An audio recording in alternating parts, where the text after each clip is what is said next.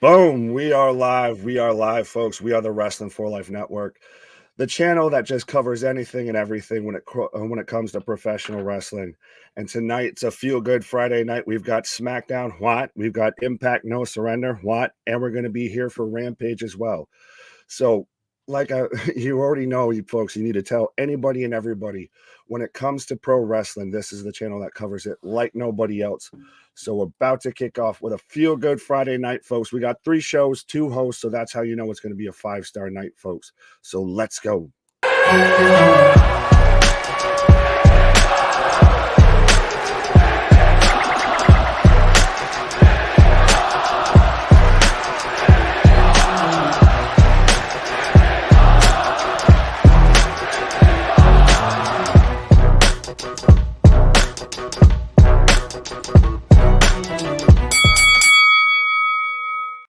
Boom! And we are back at it like a jackrabbit, folks. We are the Wrasslin for Life Network here coming Friday Night SmackDown, Impact No Surrender, and Aew Rampage on a feel-good Friday night. But as per usual, I can't do this alone, which, by the way, I'm Big Nick, but I am joined by, hailing from the DWO podcast, Mr. Magnificent. Put the kids to bed. Dad's How are you home. doing, Gotta get How are you doing, sir? I'm No, you're great. good. Doing great, man. Doing great. Absolutely. Looking forward to tonight. Yeah, we've got it's going to be interesting. Do we get Jey Uso again? What do we get with Sammy? What do we get more with the KO and Sammy storyline? We've got Charlotte and Rhea face to face. But like I said, we also have Impact No Surrender kicking off as well for anybody that's watching that. So absolutely, if you want to let the people know what's going on right now on SmackDown, because I'm having trouble with my stream, but I got Impact up. Looks like right now they're obviously going to recap the going-ons of looks like Elimination Chamber and then the subsequent Monday night, I guess. So Absolutely. All right. like you said, looks like we're going to get a continuation, a little more breadcrumbs in that trail of the story there. Well, speaking of breadcrumbs and trails on a story, we are also getting, the Firefly Funhouse back tonight. We're getting Yowie Wowie, You Found Me. So it's going to be interesting to see if they finally pull that storyline together, or at least get closer to whatever it is they're trying to do. Yes, I agree. Please just progress, go somewhere, give us some more. Right. But I will take a minute to do, I guess, a quick little roll call here through the chat just so they don't feel ignored. But Victor, what up? Mercedes AEW swept the 2022 Wrestling Observer Awards. And boy, are we going to talk about that, I feel, when it comes to Rampage. Khan versus Frankie to kick off No Surrender. Thank you, Damien. Damien, what up? Robert, what up? Dale. KJ. A-Town. BW Gamer. Dale, everybody. What? Wow. I might have breaking news. Cameron Grimes might get called up on SmackDown tonight. Interesting. John, what up? What? Oh God! Don't get me started with that. I'm gonna start having an out-of-body experience here. Develop Tourette's live on stream like I haven't already. God bless Fox. Yeah, they're going to. Yeah, so I do like that they didn't, just come right out and give us KO and Sammy back together again. Happy lovey-dovey family. They called back to, was it Royal Rumble or was it Royal Rumble? He said, yeah. After that, I told you I was done with you, and I meant it. So they sticking to the story instead of just throwing that all aside just because now Sammy's sorry. So absolutely. And also I think that they're gonna have Cody and Sammy, or Cody maybe put Sammy and KO together just so they can avoid the babyface push, of try and take some of that heat off of Sammy, because they've already, I guess, allegedly been concerned about the backlash of if Sammy's not in the main event or how over Sammy is right now. Yeah, it's really curious to how they're going to handle that. I mean, it's they have a fire in a bottle, with Sammy there, similar to what they've had with, Kofi Mania and with the whole, Daniel Bryan, and the Yes Movement. So I mean, it Absolutely. has that same kind of feel to it. But Sammy's such a lovable guy. I mean, if of those three, he would be my favorite to see the underdog come through, just because everything the road he's been on, the things he's done. So. Well, it gets you, it tugs at your heartstrings and everything like that as well, because 100%, I've been on record even saying that on the channel of how it reminds me 100% of Yes Movement, of Kofi Mania, of even what AEW could have done with Eddie Yeah. after the Players Tribune piece. It's 100% a natural, just a happy little accident. So you might as well run with it. Looks like Jimmy said he hasn't heard from Jay. Text him, and he's calling him to meet him in the ring later tonight. Oh, so it looks like we are going to get Jey Uso showing up. Maybe. Yes. Right? Well, and where does he lie in this? Because remember, KO said, well, if you need, help beating the bloodline or getting rid of them, just call your buddy Jay. Right. Yeah. Looks like we got some mix-mashed 6-man tag with Ricochet, Braun Strowman, and Madcap Moss. The great Irish wrestler there, Rick O'Shea, and Brawny the Strowman. They don't build him from Kentucky anymore. I hate that. I always liked that they built him from Kentucky. I was like, yeah, Kentucky boy. Yeah, there isn't that many now. I would say in professional wrestling. Not really. Well, we kind of lay claim to some of the Cincinnati people just because they are. Yeah, I know Riggs right very much been a fan of Pillman Jr. So yes, well, he actually went to school in Kentucky. Okay, so it's those 6 versus Imperium. Rick O'Shea.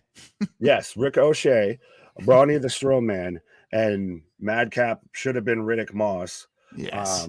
Versus Imperium. And right now on No Surrender, I've got Khan, formerly Connor from the Ascension, taking on Frankie Kazarian, the man who was so terrible at being the elite hunter. AEW sent him to Impact. So give us your predictions, folks, whether you're taking Imperium, whether you're taking what did I call them last time that they were when they were a tag team? It'll come to me. But Strowman, Shea, and Madcap, let us know in the chat. Scott's taking Khan. I was like, wait, what are you trying to say? John's taking Imperium. Oh, and Madcap takes the pin. Interesting. Ricochet Esquire. Ricochet. I was like, that's like teetering on the line of getting in trouble with YouTube. Then again, I was on here trying to figure out the correct definition of tabernacle. So, and we still don't know if that got us in trouble or not. But Curtis Imperium for the win. Damon Imperium for the win. Damon's also taking Khan for the win. Heather's talking about Lita coming back. Yes, she did, and allegedly, surprisingly, that they had Trish Stratus in Ontario, Ottawa. And the plans changed when you could have had her show up. I don't think that. I think that might just be dirt sheets. Yeah, I read that too, but Matt saying WWE last week against Gunther. Sorry, go ahead. I said I really appreciated the match that Madcap had with Gunther. Okay. Am I frozen or are you frozen? But right now I've got Kaz dumping Khan over the top rope. Still trying to get SmackDown to pull up because God bless Fox, unless I'm the one frozen this whole time. Okay. You back, I think. You there? Can you hear me? I can hear you. Okay. You were dead silence. You were throwing me off there. I'm glad to be watching this on TV. There you go. I love Trish. Clinton, No Surrender is off to a good start, but Jonathan Gresham versus B-Ball Mike Bailey never should have been on a pre-show. That should have been a main card match. 100%. Their pre-show was interesting as hell. They had Deonna Purrazzo and Giselle Shaw on the pre-show, and they had Jonathan Gresham versus Mike Bailey on the pre-show. That's a unique. Wow. Yeah. Especially when we just saw that on the J Cup as well. And that was one of the marquee matchups that we tuned in for. And you're going to have that as your pre-show. Interesting. The rest of the card must be a banger then. Well, I can run down the rest of the card real quick here. Well, I'm still struggling with SmackDown. Josh Alexander versus Rich Swann for the Impact World Championship. Brian Myers versus Heath versus PCO versus Steve Macklin for the number one contendership. Oh, wow. Time Machine, Alex Shelley, Chris Sabin, and Kushida versus Bullet Club in a 6-man tag match. The Death Dolls versus the Hex in a Impact Knockouts women's tag match. And we've got right now Kazarian versus Khan. And then we've also got I Believe in Joe Hendry versus Moose for the Impact Digital Media Championship. That is a good card. Yeah, but you still could have. All right. Which card would we slide to them? You could have easily swapped out Khan and Kazarian for that. Yeah, that should have been pre-show, 100%. Yeah. That opens the card versus. Yeah. That's a high energy match too to open your card. But I've got Khan right now with a 2 count. And how's it going on SmackDown? Gunther just slightly killed Ricochet. threw him on the hardest part of the ring. The ring apron. Absolutely.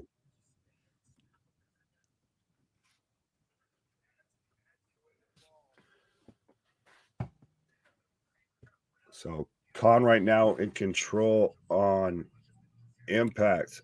Speaking of Speedball, Mike Bailey and Jonathan Gresham, their tag match last night against Motor City Machine Guns was freaking incredible. 5 stars easy. Fair enough, Clinton. I didn't watch it, but I know we were here live watching it with KJ and Luna Havoc because we cover anything and everything when it comes to pro wrestling, folks. We're here for Monday Night Raw. We're here for Tuesday Night NXT, Wednesday Night Dynamite, Thursday night. We're here for Impact. Now we're here Friday night on a Feel Good Friday. And even now on the weekend, we've got a special interview with Grim Reaper coming out. And we're debuting some XFL coverage as well because, we cover enough wrestling, so might as well cover some wrestling football.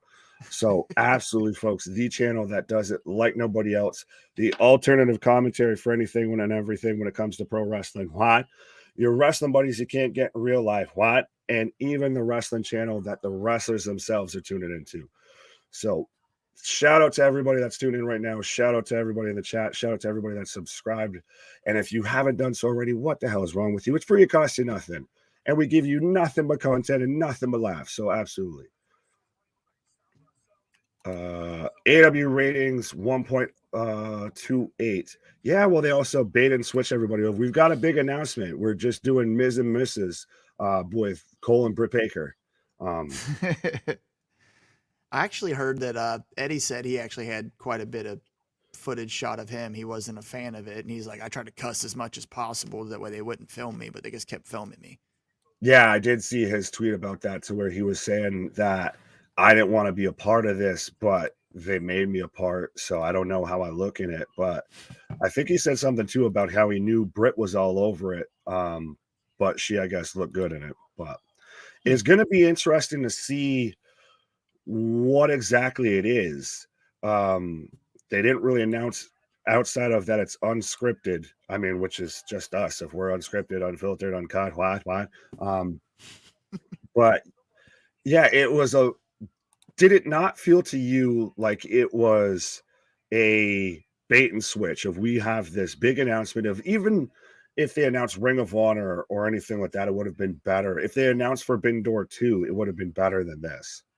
Yeah, even like the announcement was like Tony Khan's like, Tony Khan has an announcement, and Tony Khan's like, hey, here's somebody else to announce it. Yeah. Even that was awkward. I mean, any day of the week, I'd rather hear Adam Cole talk than Tony Khan. You know. Touche. Well, and we are also going to be getting his return match as well on that night. Nice. Rocco, a good Paisan, says, what if the announcement this Monday about The Miz is either Miz and his wife are the host for Mania, or The Miz does a Mania edition of Miz TV, but we don't know who the guest is till Mania? Interesting. I think I theorized on Monday when they had that kind of whole announcement that it might be something about him being the host of WrestleMania, especially because it's the Hollywood edition, all of that it might be fitting of, since he's kind of the Luke Cage of WWE, that he can play off the pretend Hollywood star again. Yeah. In all of his B-rated Marine movies. With that being said, the man hit a hell of a half-court shot. It only counted. Mega saying, who's your favorite ECW fighter? Oh, Lord. That's an interesting topic when we're here watching everything but ECW, I feel. But if I had to answer real quick, I will say RVD of just across the board. Granted, Raven's up there as well. I think those would probably be my top two. I don't know about you, Mike. I was always an RVD fan.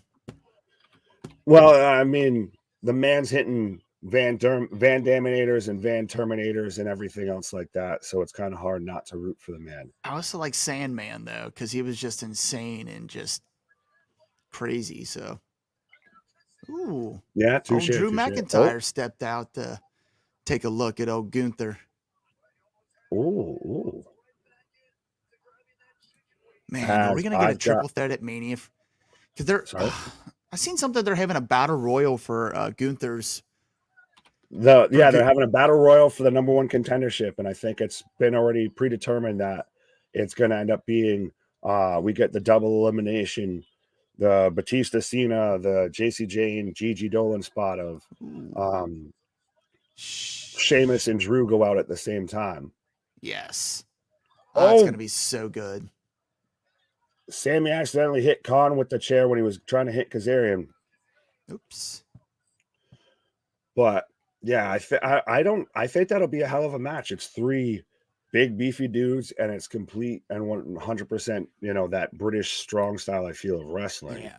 And I mean, I don't know, have they kind of taken the cuffs off on that? Because like Clash at the Castle, man, that was like, nothing they had really ever done before. These guys have, we've seen Sheamus fight, but what was so different? I mean, it just feels less, I guess, muted. Yeah, I would say that. Big chops to the monster of monsters. Brawny the Strowman running wild right now. As Kazarian picks up the win on Khan. So he couldn't get the job done in AEW, but Kaz has gotten the job done in Impact. Picking up the win on Khan. I think the Young Bucks versus Aussie Open would be a good tag team match. That's a fantastic match. I'm sad that we're getting that on Rampage. Right. The lowest rated show in professional wrestling, I feel, yet part of the promotion of the year, according to Meltzer. And I mean, what better way to promote it than roll those two teams out there? Well, they had them in the Battle Royal for the contendership, the Fatal 4-Way at Revolution. And they didn't even know, they didn't announce that they were even in it until we just happened to see them in the match. Right. Yeah. That was Eric's pick for, to win that, actually. And they were just kind of unceremoniously escorted out. And it was like, yeah, that's it. Imperium wins. Madcap takes the pin. Good call. Yeah. Whoever that was that predicted that, shout your name out. Cheap Pop, what up? Could The Rock run out as Mrs. TV guest? No, you can't have The Rock there, and he's not going to be facing Roman. Right.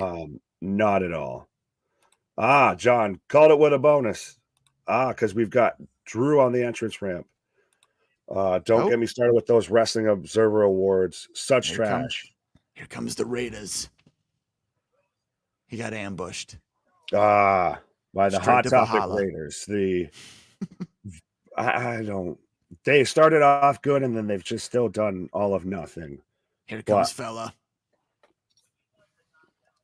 I'm getting Get him. the Oh, come on. Murder Dolls right now, or the Death Dolls, sorry, versus the Hex for the Impact Knockouts Women's Tag Team Championships. Apparently, the only women's tag teams championships in mainstream wrestling that's actually booked well.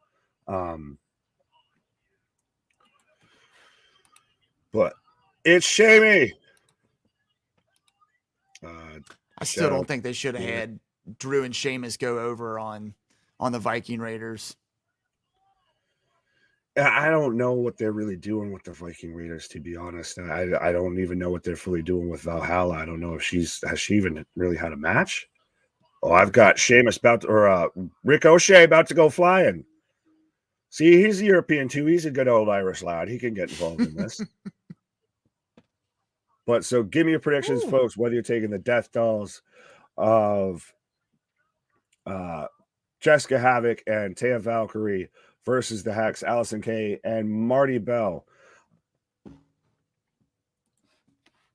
Roman Reigns was given a low 99 rating on 2K23. Madness.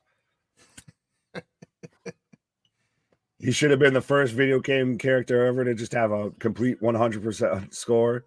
I mean, he is the one. He is the ultimate one. So he is in God mode. Absolutely, absolutely. A little more Rey Mysterio and Escobar. I love this. Yeah, it's interesting to me because Rey's the super baby face and Escobar's, I believe, the leader of a heel faction, right? If memory serves me. So yeah, I mean I don't know, that mask exchange last week, and I mean I don't know. Curious to see where they go with this. Well, I'm sure it'll be better than him being involved with Cross because, good Lord, I feel bad for Karrion Cross. We need to still be setting up to the whole feud between him and Dom. I feel like that's the thing that we're missing. Here we go. Speak of the devil. Dom and Mommy. The ex-con Dom. Oh, okay. Well, I saw the joke that if Ray had worn a condom, we wouldn't have condom. Yeah. What if Escobar is who Rey Mysterio recruits to beat up Dominic? So yeah, I'm so piss poor that you've already slapped me around at Thanksgiving, at Christmas, in front of your mother, and all that. Your wife had to be the aggressive one. That I had to hire someone else to whoop your ass, son. Oh man, that's a bit ridiculous. Poor Ray. How old is Rey Mysterio now, man? I feel like this dude's been wrestling for like 30 years. Oh, at least. I mean, I still He's part remember of the Monday Night Wars. Oh yeah, one of his best matches was him versus Eddie Guerrero when he was out there in the Phantom ring attire and everything. How good was their cruiserweight division back then? It's insane that they had the best probably cruiserweight division in professional wrestling history and couldn't figure out what to make it get over. But Ray is 48 right now, allegedly. Wow. So man's chasing down R-Truth there for probably oldest professional wrestler on the roster right now. Yeah, see, Ray's 48, Victor the Great. Why? Priest and Dom versus Ray and Santos in a tag at Mania. Oh no, say it ain't so. We just need the singles feud blow off between Dom and Ray. That's what we need. Yes. Dom and Rip, they're great. Shout out JoJo. Yeah, I think that they've really kind of helped save Judgment Day, I feel. Yeah. I feel like they were kind of floating in the wind of about to just disappear off into nothing until that whole thing kicked off and Rhea Ripley's really become the biggest star out of that. I think she's very much, at least on the woman's side, she's the Roman Reigns of that division, but I would almost say she's right beneath Roman when it comes to top draws in the company right now. You think her and Charlotte are main event in night one? I did see that rumor. I think 100% that that could happen. If they have made it a tradition of main eventing one of the nights with a women's match, and you can't follow up Roman versus whoever. So I would say that's fine for night one, as Yeah, I've got the women's tag match underway, but Rhea has to win, right? absolutely. Yeah. Absolutely. And I think this is going to be a great match. I think it's 100% would be the right call. Um, it's, you know, this is the match everybody wants to see. Yeah, well, and you can make it make sense. And Rhea's a goddamn star at this point, despite Vince Russo's feelings on all of her gothic attire and what have you. Dude, Um, I loved her in NXT, and they brought her up to the main roster, and it felt like they didn't know what to do with her. And I mean, she did get a little mini run with the title, whatever, but that was, that wasn't the same Rhea Ripley that was down in black and gold. right, 100%. Where was it? Where was it? Where was it? Oh, Mega Stan. My favorite ECW wrestler is New Jack. Oh, he's Fair great. enough. New Jack's up there, but he's a handful. I'll leave it at that. Dom and Ray should be retirement match, so maybe wait for the straight up singles match. But how long are we going to let this go? It's already gone on, I feel, over a year now. Of eventually, at some point, um, it does really need um, to reach that final conclusion, that final act. Yes. At least this run of it, I don't know if we necessarily need a retirement match. Because I'd eventually like to see, Ray pace the mantle to him Oh yeah, and I see think what he that's could do what with it. The kid's young and still kind of green, but give him some time. And now, what better way to get better and get experience about being in the ring with some of the best athletes in the world? he does. He gets that. I'm sorry, I love you moment like Sean had with Flair of I've got to retire my dad. They're solo. Rhea will meet her kryptonite Raquel. No, I don't think That that's will her be a kryptonite. I think if banger, anything, though. if you want to say she's got a kryptonite, it's Bianca. One of my favorite Rey Mysterio matches was him versus Osprey from WCPW. That was fantastic. Ooh, That's very true as well. Not a. It's always interesting to still come across people who watch WCPW. Um, yeah, that was a fantastic match. Um, House of Black shows up at Mania to beat up Dom for being with Buddy's mommy. Oh God, Ray. You've been messing around with my woman. I'm here to whoop oh, your that's ass. fantastic.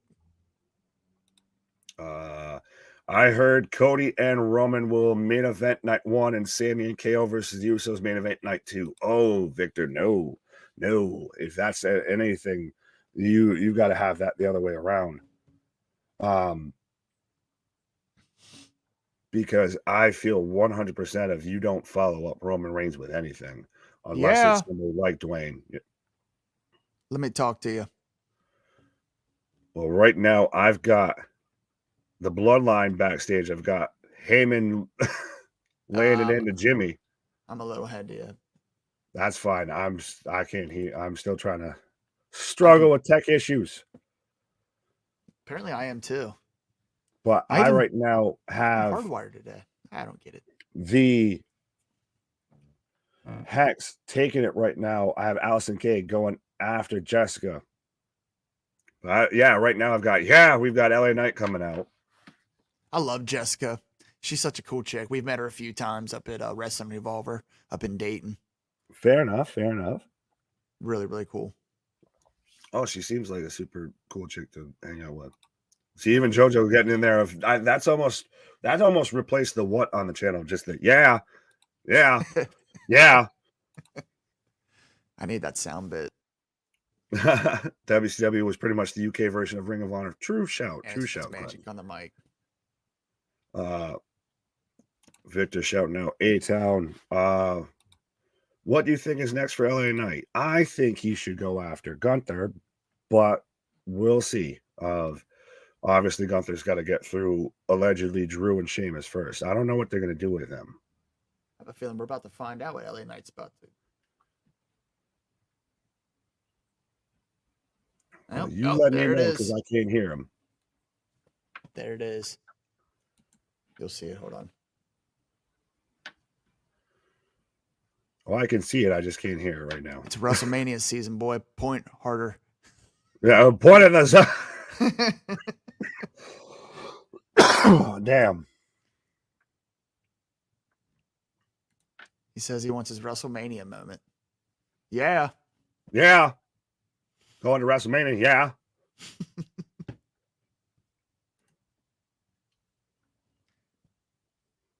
Oh. Here come. Ooh. I can't hear.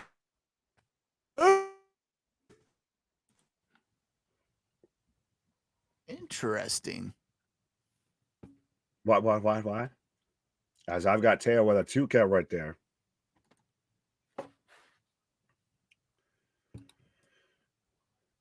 I shouted out Big Rig, but I guess you missed it, Nick. Well, fair enough, Victor. Well, Big Rig might be here later. Right now, that's Mr. Magnificent Mike from the DWO. So one half of his tag team, kind of like how I'm one half of, I guess, me and KJ. Why? I am one half of the dad team champions of the world. Well, that's fair enough. I straight up ripped off I almost said New Day because I've got them coming out right now, but I completely rip off Road Dogg with, ladies and gentlemen, boys and girls, children of all ages, the Wrestling for Life proudly brings to you its YouTube Tag Team Champions of the World. I just actually watched the DX documentary today on the A&E documentary. If you haven't watched any of those, they're all really, really good. Well done. Shout out. I've got Allison K right now in control. There we go.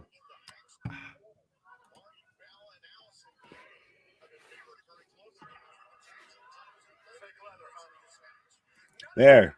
Now I finally have gotten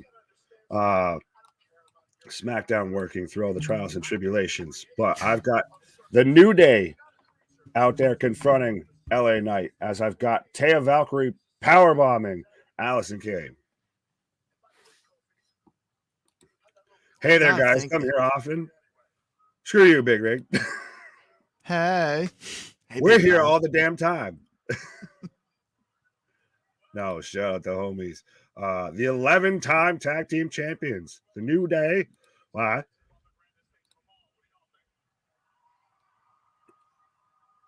So, is this just Kofi laying out the challenge? Or are we going to get who's LA Knight's tag team partner going to be then if we've got him versus the New Day? Oh, or might be getting Kofi versus LA Knight tonight? What? See, and then hope everyone's having an amazing Friday. There's no better place to be than the Wrestling for Life Network. Absolutely. Nobody does it like we do. What? Like I've said before, we're the alternative commentary for everything and everything when it comes to pro wrestling. And even now, XFL, sometimes some UFC after shows. We were here covering the Super Bowl as well. We're just the channel that don't stop, won't stop. And we're even the channel that the wrestlers even paying attention to. Christ, that's how we got the interview with Cole Roderick. What? And we got an interview coming out with Grim Reaper dropping on Saturday as well. So absolutely, folks. Be a friend, tell a friend, like, share, and subscribe if you haven't done so already to the fastest growing channel on YouTube. Why? Oh, damn, I caught you with the wine glass. I was waiting for the other sound putting on. Why?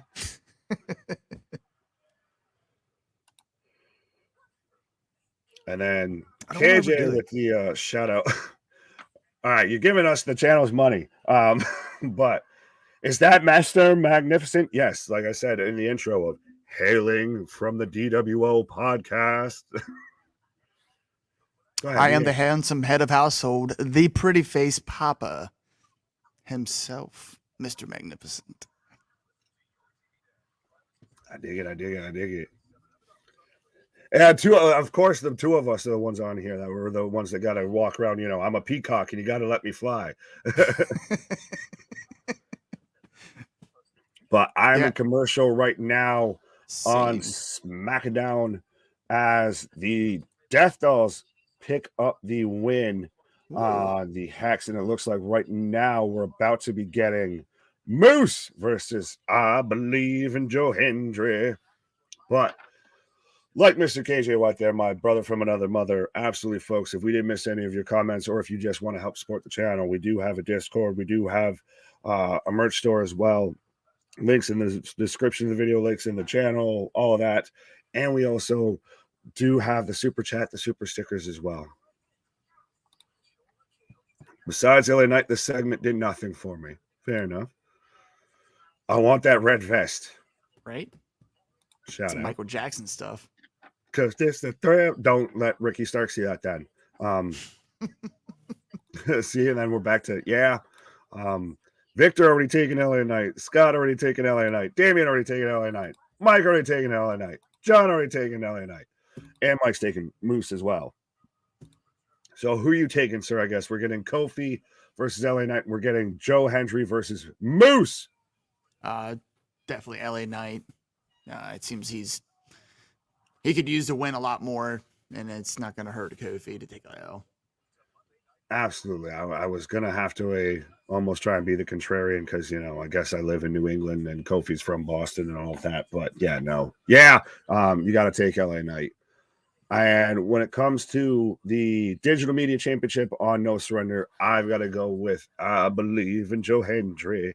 I can't be singing this man's praises and keep breaking out into his song and not pick him to go over Moose. Although Moose is one of those guys, like if you could cherry pick from Impact, I guess.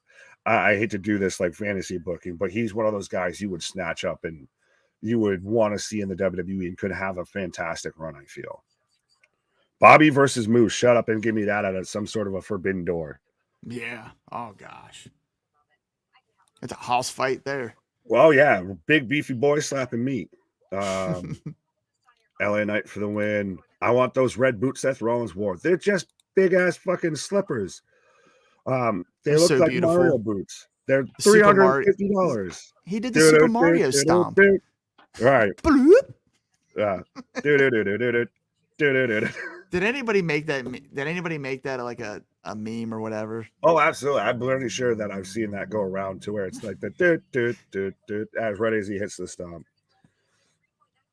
But yeah, it's amazing and ridiculous that those things sold out in like 3 minutes or whatever. Bucks. Yeah, well, which sold out faster? Spend stupid amounts of money on sneakers, and yeah, no. Yeah, no. But yeah, so we are getting LA Knight versus Kofi. We're back from commercials. I've got Joe Hendry cutting a promo right now in the ring too. But now I ask the question, which sold out faster? Those weird ass, stupid, I guess, male Mario Uggs, or WrestleMania, or not WrestleMania, Money in the Bank, because I guess their general admission or their general attendance tickets sold out for the Money in the Bank that's over the UK in a minute. Oh, yeah. Which is insane to me. I thought you were going to ask if they were sold out faster than the Back to the Future 2 Nike mags. Oh, no. I'm not quite that much of a sneakerhead there, sir. Like I said, I'm a peacock. You got to let me fly. Ooh. If you want LA Knight to give me a yeah. Well, and if you want LA Knight to win, and if you're digging us, all of that, you should give this video a like, ring that bell notification, hit us with a subscribe. Jesus, I'll get the words out. Still just under a year. I think we're still got we're counting down the days now, I feel, until we're officially a year old, but still 1.37K is I think last I saw for subscribers. So like I said, folks, and it's not just a gimmick, the fastest growing wrestling channel on YouTube. So be a friend, tell a friend. If you haven't done so already, what are you doing? It's free, it costs you nothing. And like I said, we've even had the wrestlers that we've interviewed come on and tell us that they watch us. So why the hell aren't you? Why would you want to miss this? Why? Why would you want to miss it? And you should go and check out the DWO too, because they are over there interviewing AEW producers. And did you guys actually get to record the interview with Manders yet? Or am I allowed to say that? It's still in the works. Fair Scheduling enough. conflict. But so, like I said, as much as we've got big things popping, little things stopping, absolutely go ahead and show some love to the DWO. Why? Because we got, we're the DX versus the DWO here right now. They're the black and white, we're the black and green. Sometimes we're black and red. Wolfpack is back. Is that what it is now? Because you and Rig have been on with me, it's just like we may have a DWO Wolfpack. Who's Sting with the greasy ass red face? That's got to be Cephas. Have you seen Wrestling T-shirt guy? He's always on our show. Yes, I have seen him. Shout out. And that's when we we call us the DWO Wolfpack. So fair enough. Because he would always sub in sometimes when Couch. Gotcha. But LA Knight with a back elbow as Moose is pulling out. He's pulling out a PlayStation 1, folks. Well, I figure I guess if you're the digital media champion, you're gonna get your ass whooped with some digital medias. This man literally has a PlayStation and a fucking keyboard. Yes. Oh, and now we get to the steel chair. Yeah, there you Severs is 100% greasy red face paint thing. Fair enough. Folks, I may have almost got my hate and some heat, or people have paid attention to comments I've made before. So those are the thoughts and opinions of the DWO, respectfully. I only said it, they followed through on it. And Joe Hendry with a keyboard across the back of Moose. Nice. The Bucks versus Aussie Open tonight on Rampage 100%. It's gonna be so good. That's a dynamite match. Ooh, big body slam. Danny, thank you. Like absolutely everybody be a Danny right now. Why? Sold out in 1 minute, but WWE is the worst promotion, right? Yeah, trust me. Like I said, Matt. We're gonna definitely get into that whole conversation when AEW is here later tonight, or if anything, you can be rest assured, on Monday night when me and KJ are back here, it might be just a whole lot of talking about Meltzer, I feel. Well, LA Knight right now in control as we're going to commercial on SmackDown. And how are you ahead of me now? Move YouTube TV is what I had to buy. I'm rocking the same, but I had initially going through their webpage, and their webpage kept failing me, and it's been a battle and a half. But Moose right now with a earnage on to Joe Hendry through the table. So I guess this match is no DQ. Digital Media Championship means anything goes. You know that, brother. Yeah. Yes, we are in commercial right now, folks. So how are you feeling on a feel-good Friday night? Why? How are you doing? I'm feeling good. Yeah, you're over there sipping your fine wine, styling and profiling. This man's talking about Back to the Future Nikes. Got a championship behind him, sipping fine wine. Hey, Dad works hard so Dad can play hard, buddy. Pause. But absolutely, if I could think a little bit quicker, I'd try and come up with a parody of, the wheeling, dealing, kiss stealing, limousine riding, jet flying. I need to come up with that. I'll work on that next time. There you go. WWE Friday Night SmackDown. John Cena back. No, he's going to be back on Monday Night Raw in Boston, Massachusetts. Woo! So all the massholes can cheer on their favorite masshole. It's going to be wicked awesome. Yeah. I see. I can say that because I live in New England. So park the car behind Harvard Yard, and I'm an ex. Yeah. My grandmother's from Lowell, Massachusetts, buddy. I grew up with that lady. Oh, so my whole life was. I hate your people. Michael, take out the garbage. Michael, why is your car in the yard? So that's got to be a hell of a transition of a Boston accent into Kentucky. Right. Yeah, and she married my grandfather, who's from Southern Kentucky. So he was a complete hillbilly. down near the Tennessee border. So, I mean, That's why it worked, because they couldn't understand what the fuck they were saying. Right, yeah, right. I swear on everything. She was here, 50 something years in this area, and she still had that accent, and everybody loved her for it. God bless her soul. Stuck out. Best, No one best else person I could ever met in my replicate life. that. Right. Shout out. But no, hey, my Xbox gamer tag was Wicked Smat. This guy right here. Wicked Smat. Wicked Smat. Now I just turned into Peter Griffin. Sorry. Christ, A-Town's gonna get happy here with you. Know what grinds my gears? Lindsay Lohan. Tony Khan being Booker of the Year. That's what grinds my gears. But I think Steve Macklin will win the Fatal 4-Way. Shout out Damien. Damien's the leader of the Hopium Nation, I feel. WWE WrestleMania Hollywood. Enjoy the rest of the show. Everyone got to get ready for work. Stay safe. Shout out Victor. You stay safe, my guy. Absolutely. Shout out to homie. Been here, I think, pretty much damn near since day one. Wow. She says wicked smart. As we're back from commercial and Creed is going to town on the trombone to rally up Kofi. And we've got an RC car being used as in an offensive maneuver. He just yeeted him. He just yeeted an RC car into Moose's little buffalo. I'll put it that way. It's the best way I can put that. Moose's little buffalo just met Hot Wheels. Into the caribou section. Right, yeah.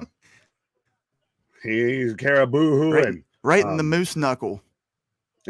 Oh, yeah. See, yeah. Right.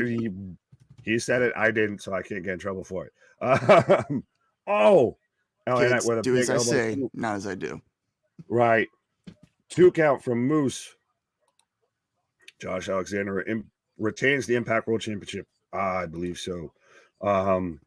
As soon as Cena mentioned was on Raw, sold 2,000 more tickets instantly.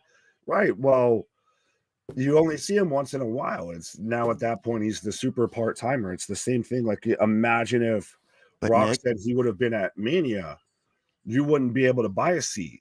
Nick. Yes. Do you really see him, though? I'm just saying. I see massholes. The sixth sense of seeing John Cena. Good Lord. And now Moose has got a satchel or something. LA Knight in full control. I'm not even going to read on that one, Eric. I heard Big Rig was wicked hot. Pause. Yes. Oh, and we've got, are those keys off a keyboard right now that we have laid out like thumbtacks in the ring on? Oh, my. That's what yeah. Has anybody ever used Legos? Probably in GCW. Oh, Earnage, but I think it was supposed to be into the keys, but it wasn't. But yeah, no, well, we watched the GCW show, in which, by the way, shout out GCW, because we just had Cole Radrick on the channel. Had Grim Reaper about to drop that interview on Saturday as well. So what the hell are you doing not tune into us, folks? Yeah, we watched one of their shows to where they had a Terramana like Dwayne cutout from a liquor store, and they taped light tubes to it and used that as a weapon. 2 count from Kofi as we get a superplex into the keys. You see the guy in the front row dressed like Swamp Leader Bray Wyatt? Yes, I do. Hawaiian shirt. Did you also see the imitation green shirt guy of that's the WrestleMania pre-show now is imitation green shirt guy versus green shirt guy. Oh, Lord. Why? Yeah, show DWO. Do you see any title changes on No Surrender, Nick? I'm trying to think. 2 count.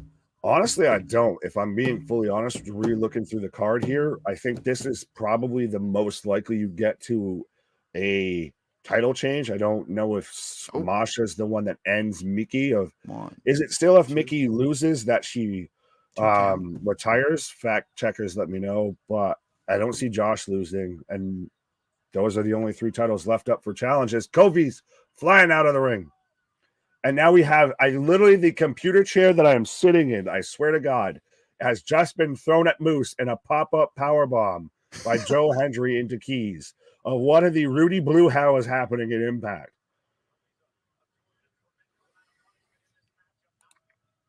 Jake, what up? Absolutely, folks. Go chat with Jake, Jake over on our Discord there. Like I said, I'll get the words out at some point here.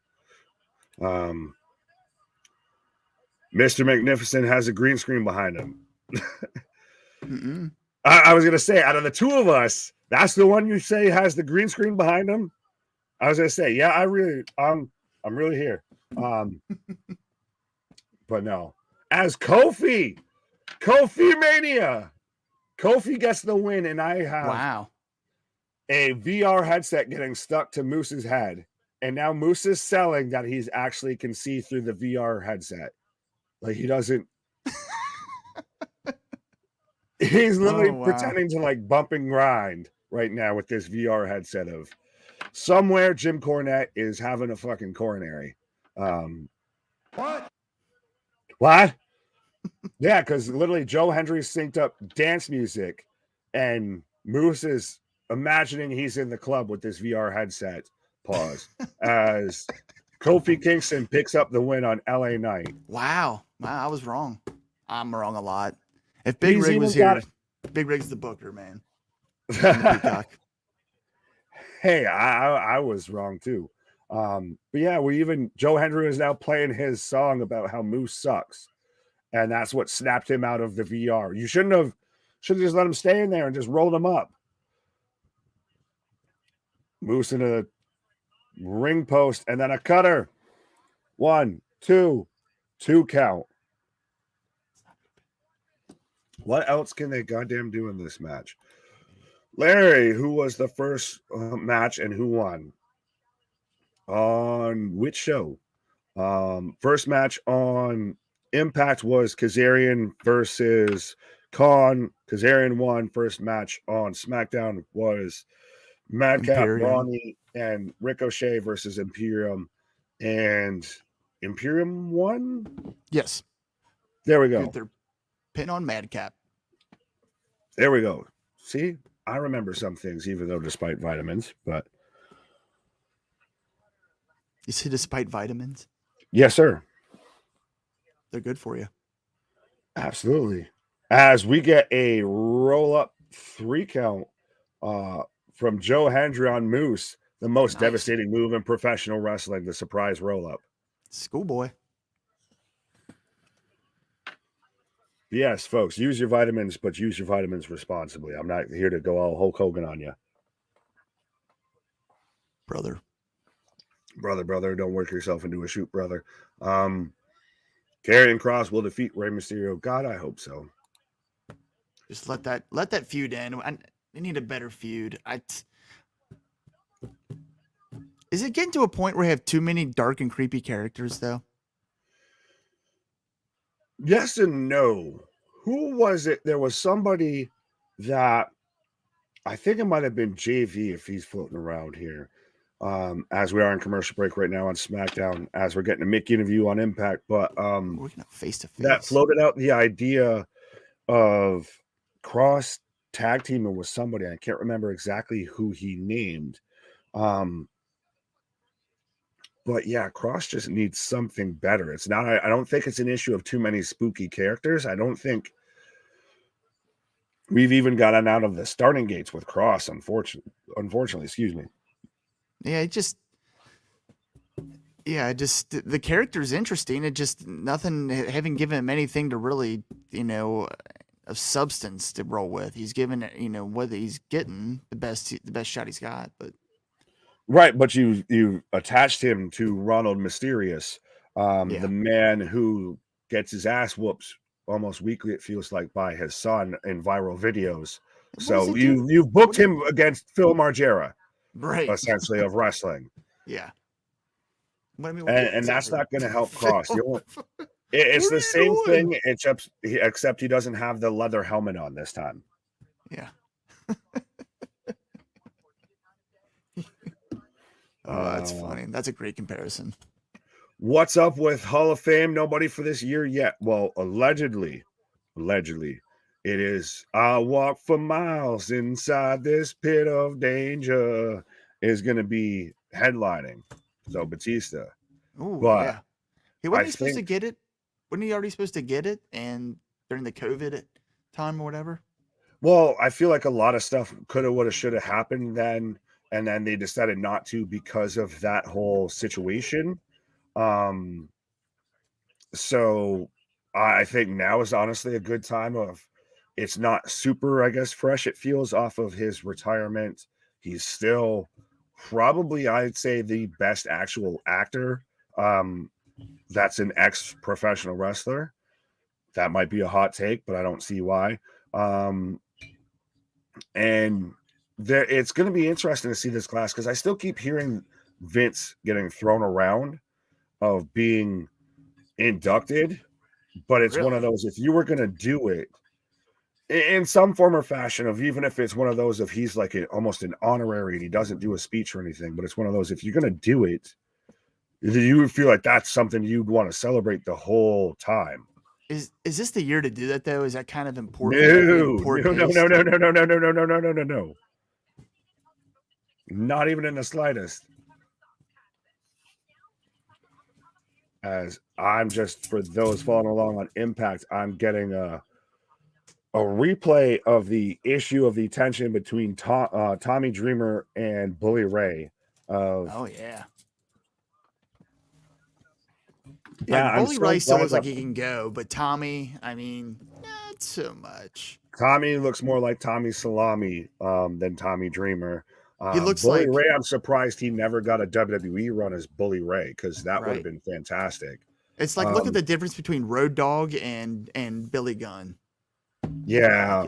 Thank you, babe. With me though, I think that it's just them halfway getting their rocks off of, hey, we can still do basically an ECW storyline in Impact. Like, It's funny because they bring it to I listen to Busted Open and right.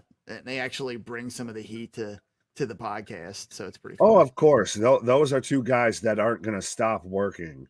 No. As speaking of which, as I have Dave LaGreca coming out on my screen right now. Hornswoggle better actor than Hogan. Well, that's not a hard hill to die on there. Have you never seen No Holds Barred? Is that better though than Macho's I got you for 3 minutes? As I've got Charlotte Flair coming out right now on SmackDown. Time for a face-to-face with Mommy. Pause. But we're getting, I guess, a sit down, a standoff. I'm getting double face-to-face offs now, I guess, because I've got Dave LaGreca, who's apparently going to be mediating a face-to-face between Bully and Tommy. Holy. Chef, cheers. What up? Hornswoggle sucked. Leprechaun movie. Who's the actual heel here? In which scenario? Because I feel like Rhea's the heel in Charlotte. I think Bully's supposed to be the heel in him versus Tommy. But yeah. But doesn't Charlotte kind of always carry that almost kind of John Cena thing to where she always wins, she always has the title? But The she's de got facto Flair. since she returned, she got over with the whoop that trick and all of that. That is true. That was so good. She really, I don't think she's gotten that same type of reaction. She's kind of more in that Roman Reigns-ish realm, I feel, of love me or hate me, I'm fucking good. So yeah. And what she you do is, with it man. is She up to just you. yeah. I'm excited as hell for this match. Well, that's why we were saying that it could very much easily main event a night one of the show. I was just hoping for a Bianca versus Raquel, but I like Asuka as well. I'll take that. Bianca versus Asuka is nothing to shake a stick at, No, sir. especially this version of Asuka. I was gonna say I wouldn't say that. She'll show up behind you and just miss you in the face or something like that. I would love it. I welcome it. Pause. Any day. Bring it on, please. Pause. Allegedly. Willard, that's my point. I don't know what we're talking about. Going to be planning.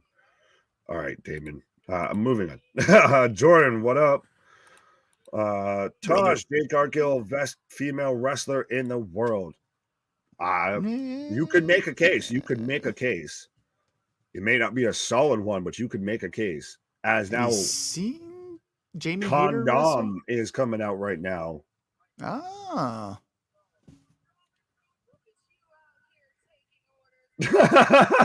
Charlotte instantly, look at you out here taking orders. Dom, this is adult time. Yeah. Put the kids, see, like your guys' catchphrase there. Put the kids to bed. Yeah, hey, trademark. Allegedly.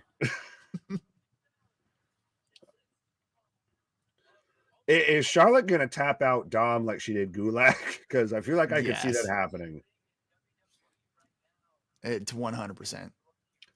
It's just the way Flair cuts her promos. It seems like she's always talking down to her opponent. Well, when you grow up with your daddy just constantly, woo, I'm the limousine riding, and I'll kind of hard for you to not have a little bit of a I'm better than you. Oh, Dom just saying something that's going to get him canceled on fucking Twitter of telling Charlotte he should smile more often, or she should smile more often. The woke mob will be coming for him, but it is. Can't say that. This is such an awkward promo from Dom of she's strong, but mommy, she's strong. She's real strong. When she hugs me, like, bro, awkward. Really, really awkward. Hey, and she's shouting out Andrade here, saying I have a real man at home. So Andrade to WWE in 2023. Book it. What? Why? Oscar can miss me any day. Pause. Why? WWE planning Charlotte Flair versus Rhea Ripley. Yeah, to Head Night 91. Yep, we went through that. Yep. Damien. Is this a spoiler for Andrade? Maybe. A real Latino, a man at home calls me mommy. Ho. Muy caliente. With a much thicker accent, she said. And he wears a cool mask. He would destroy you. Douchebag Dom.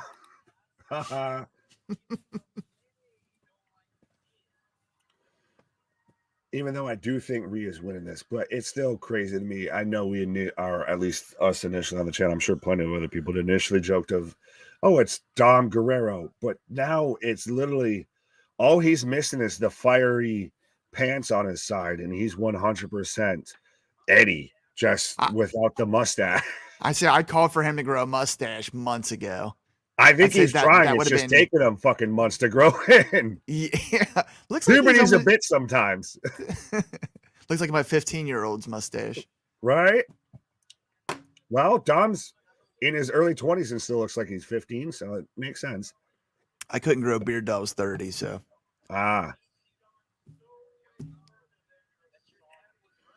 But I tell you what, though, the kid's done real good with just kind of leaning into, the whole the slime ball heel roll, and he's done so much better as a heel more than anything, of being raised little buddy of his son, all of that, of coming out with his dad on his back.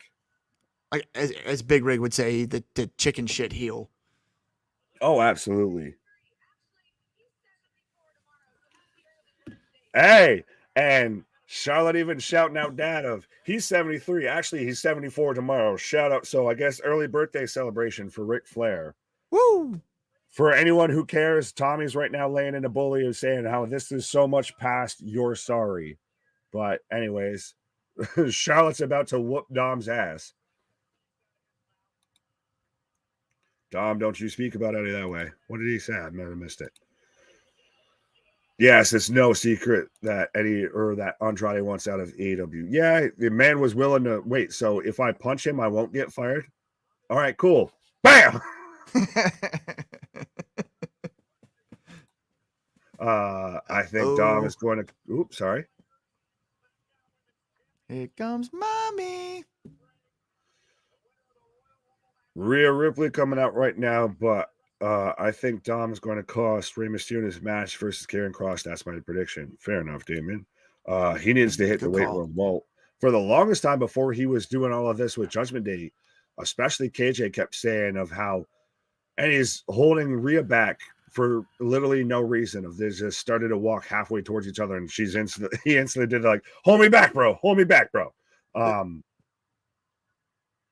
But yeah, I think initially said that Dom should just be one of those guys that goes down to NXT. If he would work well there, he could try and get over, but he's really been a breakout star.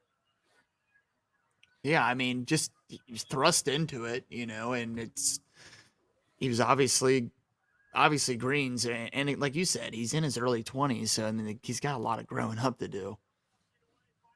Yeah. Still super taller than his daddy. Yeah. I don't know how that happened. This match will be so good. Most think Rhea will win, but you never know, Flair. So accept some. Yeah, that's true. It's going to be a lot of very much false finishes. 100% of it will, to me, very much outdo their match that they had at WrestleMania 34, I want to say. Hands down.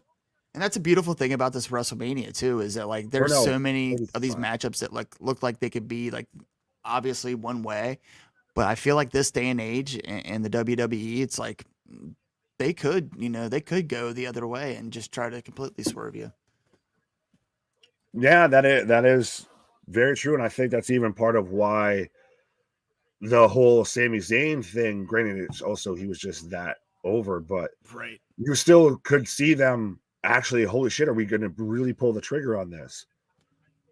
But as much as I love Sammy, I'm kind of glad that it didn't happen that way. One, because I'd have never heard the end of it from Big Rig. He predicted that like 4 or 5 months ago. I don't know. Anyway, but yeah, I didn't want to see both of them on. If they could have set it up to it have been like a 2 out of 3 falls or something like that to split the belts, but fair enough. Yeah, I'm still holding out hope that we get a triple threat. But right now we have, because they were showing the Twitter back and forth between Natalya and Shayna Baszler, because we have to involve that in the storyline. But we're now getting Natalya coming out with Tegan Nox by her side. Right. Give us more Tegan Nox, please. I'm so glad that she was able to, that they brought her back after they released her after the double knee injuries, all of that. And I'm still waiting for her to go at Dakota and just really kind of, I feel, put that nail in the coffin. Be nice to see them play that feud out on the main roster. Oh, 100%. I felt like when she came back, you could have had her with Shotzi, or you could have done something there. It's so beautiful to see a lot of those storylines now being, instead of just being cut off completely, now being not only acknowledged but also like played off of and today's main roster. Absolutely.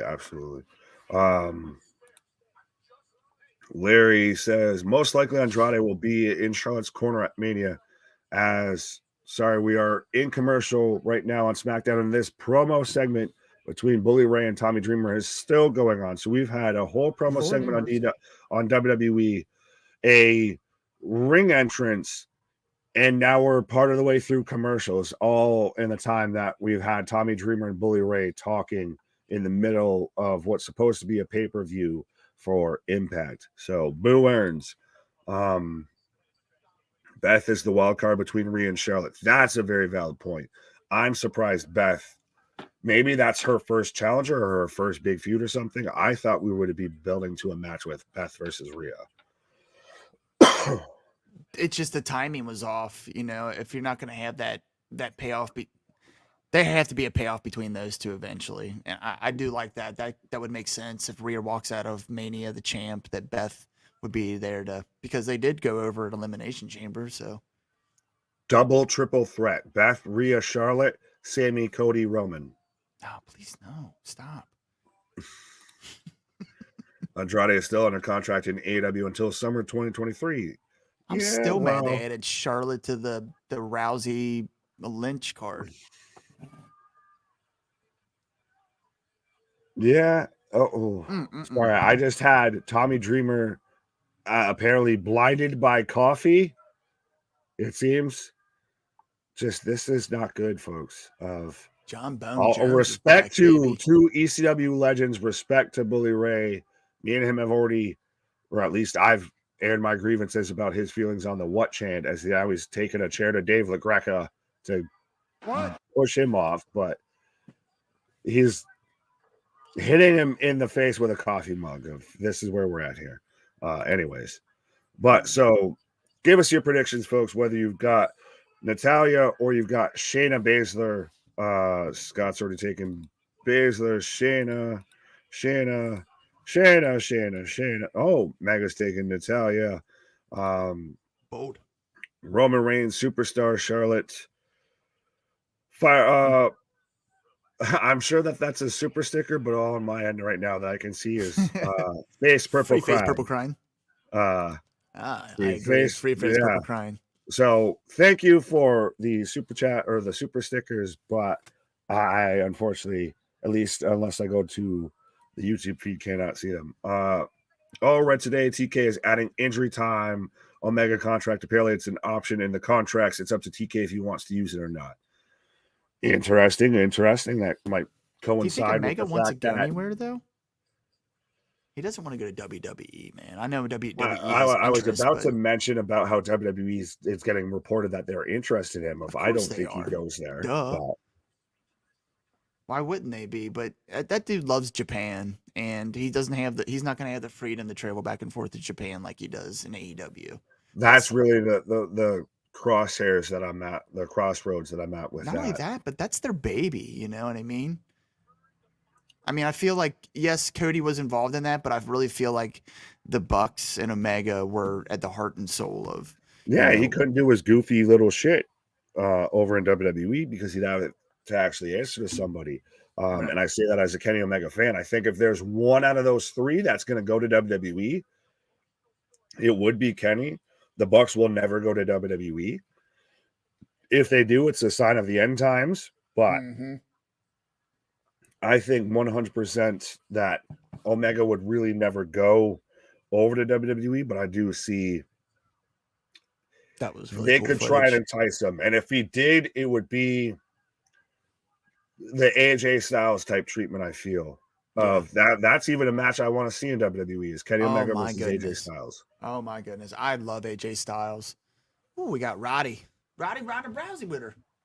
Ronda Rousey with all of her Nightman eye makeup right now, escorting Shayna again with her. At least Shayna's always rocked it, but where's the tag team titles? That if there's somebody who should have done the Batman voice outside of Becky and everything, it's Ronda. I love that. That was fantastic. I watched it a few times. Seth Rollins finally just admitted he's the Joker. But we're underway with Natalya and Shayna, and it looks like Baszler has to win. I think we're still just building to Ronda and Baszler somehow challenging for the tag team titles. That seems to be the overwhelming theme, I feel. Otherwise, Ronda's not involved in WrestleMania, and you got to have Ronda. She's too big of a name to not be involved in WrestleMania. Is she still that big of a name, though? That's the question. Yeah.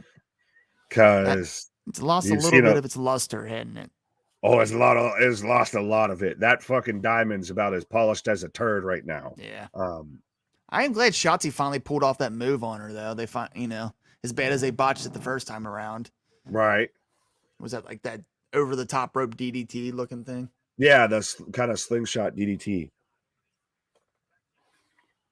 But yeah, it's super interesting that Ronda really hasn't been on TV that much, and I feel like you've seen more attention paid towards Shayna Baszler, and I feel like more people want to see Shayna Baszler actually be a badass because she can be a She's better badass in a pro wrestling way versus Ronda's She's just way kind better of in the a ring. bitch.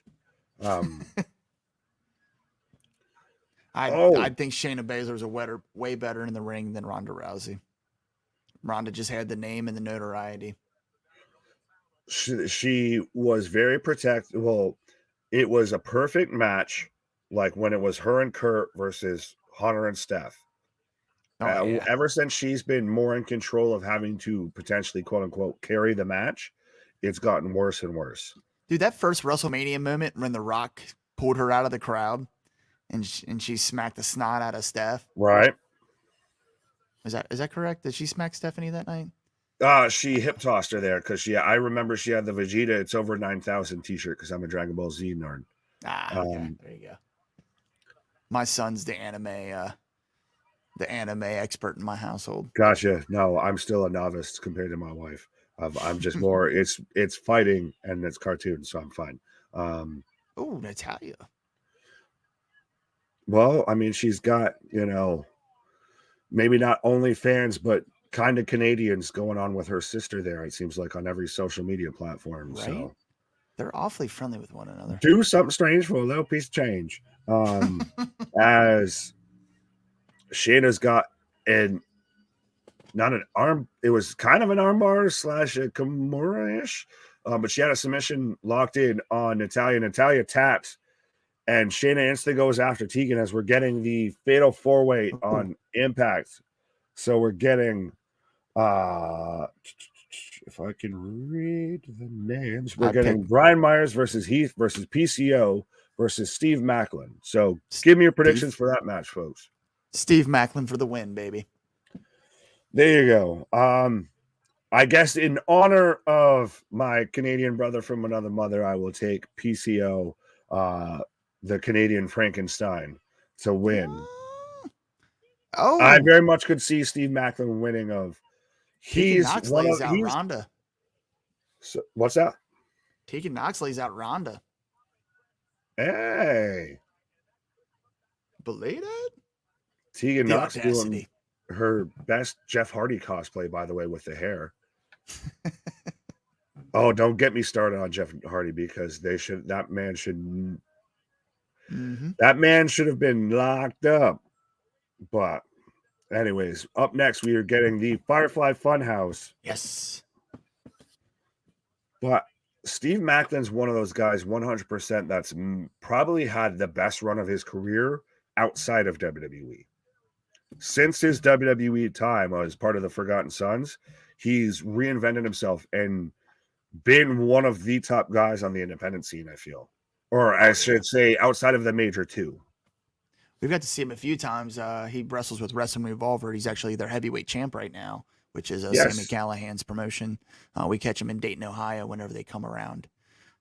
Speaking of the devil, here's the Joker commercial itself.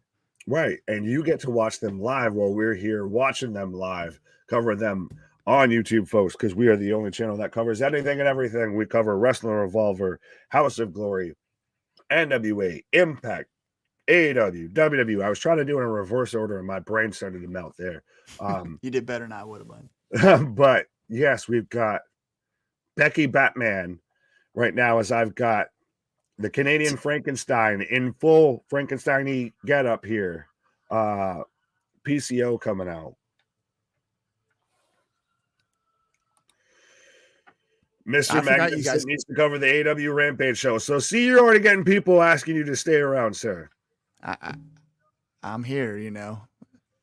All right. So I might. This is my first watch along. So I was kind of leery how it was gonna go. I didn't know how it would do on a watch along. Usually we review the shows after the fact and kind of take a day to chew on it and then come back and give our 2 cents. That's what I like though about especially our crowd and everything that is, it's 100%. It's, you know, we In the welcome moment. everybody. Everybody's, you know, it's all chill. Of as much as we've been on here, and trust me, KJ, I think spent all of Dynamite going on about how very much vocally voicing his displeasure with AEW, even a lot worse than I do at times. But yeah, no, we just all love pro wrestling and have a fucking good time while we do it. We agree to disagree and have a good time while we're doing it. Why? Yeah, absolutely.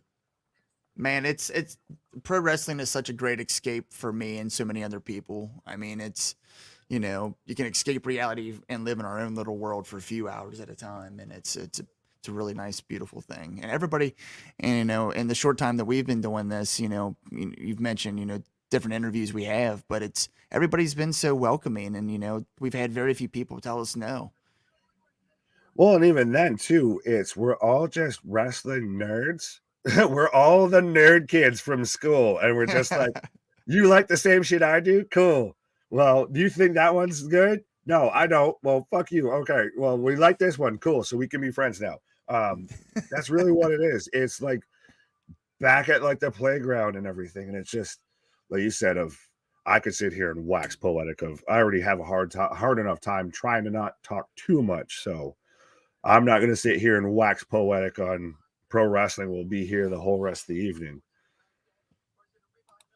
See Money said, I don't agree to that. Wait, what? What are you talking about? See Money. What? All right. Will Uncle Howdy reveal himself? Is it Bo Dallas or Vincent at this point? It's So Bo I'll Dallas. ask you, Mike, first. What are your thoughts and opinions on who Uncle Howdy, how Howdy Doody there is? Well, I've read a few times that Bo's been backstage, so it makes sense. And I haven't actually heard anything across the interweb about Vincent being around. I just feel like Bo Dallas makes more sense, and that's been my kind of hopes and dreams all along. Is, you know, even before this, I wanted to see, you know, the Rotunda boys get a run together of some sort. I'm just hoping above anything that we're just, you know, they speed this along a little more. You know, I do appreciate long-term storytelling, but it feels like it's starting to feel a little drug out. So hopefully, you know, we get a little more payoff and, you know, give us some more, especially if he's calling out Bobby Lashley, you know. Yeah, which that whole situation to me is just ridiculous. If I'm going to call out either Bobby Lashley or um, Brock Lesnar, but we are getting the Firefly Funhouse right now, so I'm sure I'll just be quiet here. I've been the one here dressed up in the Bray Wyatt sweater and everything. I thought this is what we're going to be getting the whole time. Of the Firefly Funhouse just come back, just revamped. I just love that we're getting a little bit of everything. Minus Husky. But that's Harris. also what at times what makes it so confusing. Oh, This man's just playing. What in the Rudy Blue hell? We started off with the Firefly Funhouse of showing action figures getting smashed together. And now we got Bray backstage. Wowie zowie. Ooh. I like how they even have Raw last Monday and it's all done up like it's literally done in like crayon and shit. What?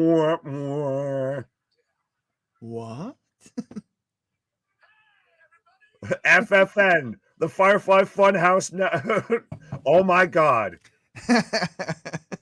Folks, I'm not saying I might need to send, or we might need to send Bray a cease and desist order, but if you've seen some of our videos a little bit, if we have the FFN, the Firefly Funhouse Network, with the Globe and all that, and the Wrestling for Life Network.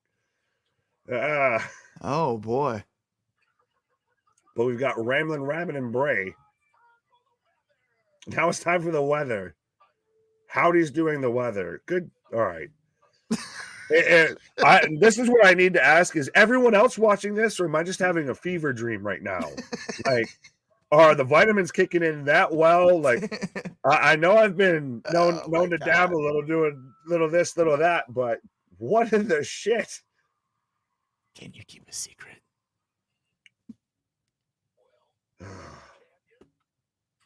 Oh my. Still to come. 10 p.m. Can you keep a secret? 11 p.m. Can you keep a secret? 11 a.m. Well, can you? Stay tuned. And again, the E spelled backwards like the don't enter. Well, can you? Gosh. This has done nothing but basically just been a giant dare ad, I feel like. Like, what is this getting across? It just replays. Can you keep a secret with a whole video package? I want to tell you a story. Can you keep it a secret? What the fuck? Start some We've been waiting for this story, Bray. We've already known we can keep us in here. What the fuck? Oh. Brian Myers right now in control of Heath on Impact, but we're backstage with the Bloodline. So I'll ask you, sir, do we get Jey Uso tonight? Yes. I did. I honestly, I have no idea where they're going with this. And I don't know at what point. I do feel he's going to eventually turn on Sammy, but I really can't see how this is playing out. So I'm as anxious as anybody to see, what tonight's going to bring. I've been anxious for Monday and Friday all week because I knew it was kind of two parts to the continuation of the story on the road to WrestleMania. What if Jay's, though, the true main event Jey Uso out of this, and he's the one that finally dethrones Roman? If we go complete full circle. No. I mean, if the Usos weren't carrying the tag team, the undisputed tag team titles, because how do you have WrestleMania and you don't defend both of your tag team titles? So they have to have an opponent, and luckily we do have about 6 weeks to WrestleMania, so they do have time to kind of flesh this out.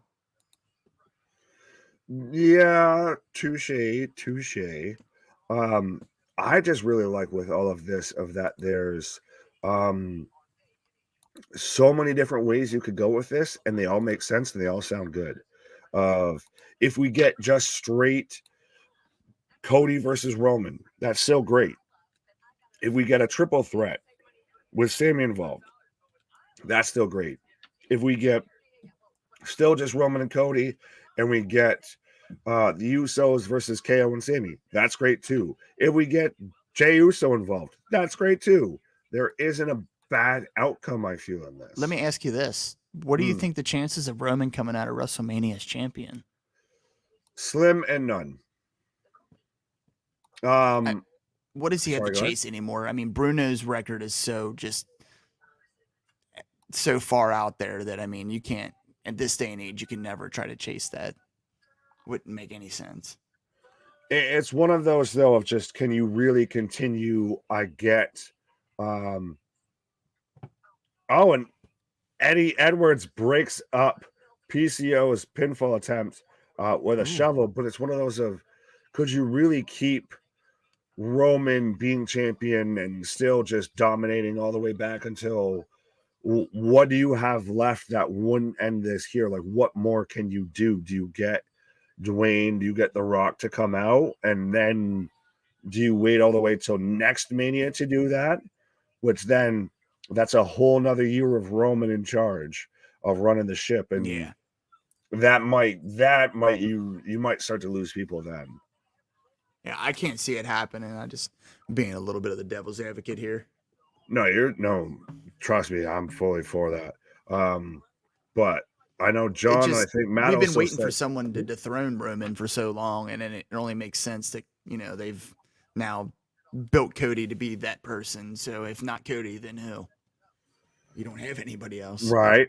And so Steve Maclin picks up the win on Impact, but John right there saying circle gets a square. John, I think Matt also said too that it sounded like there was a female voice in there, and maybe it's Alexa, even though she's taken some time off, allegedly.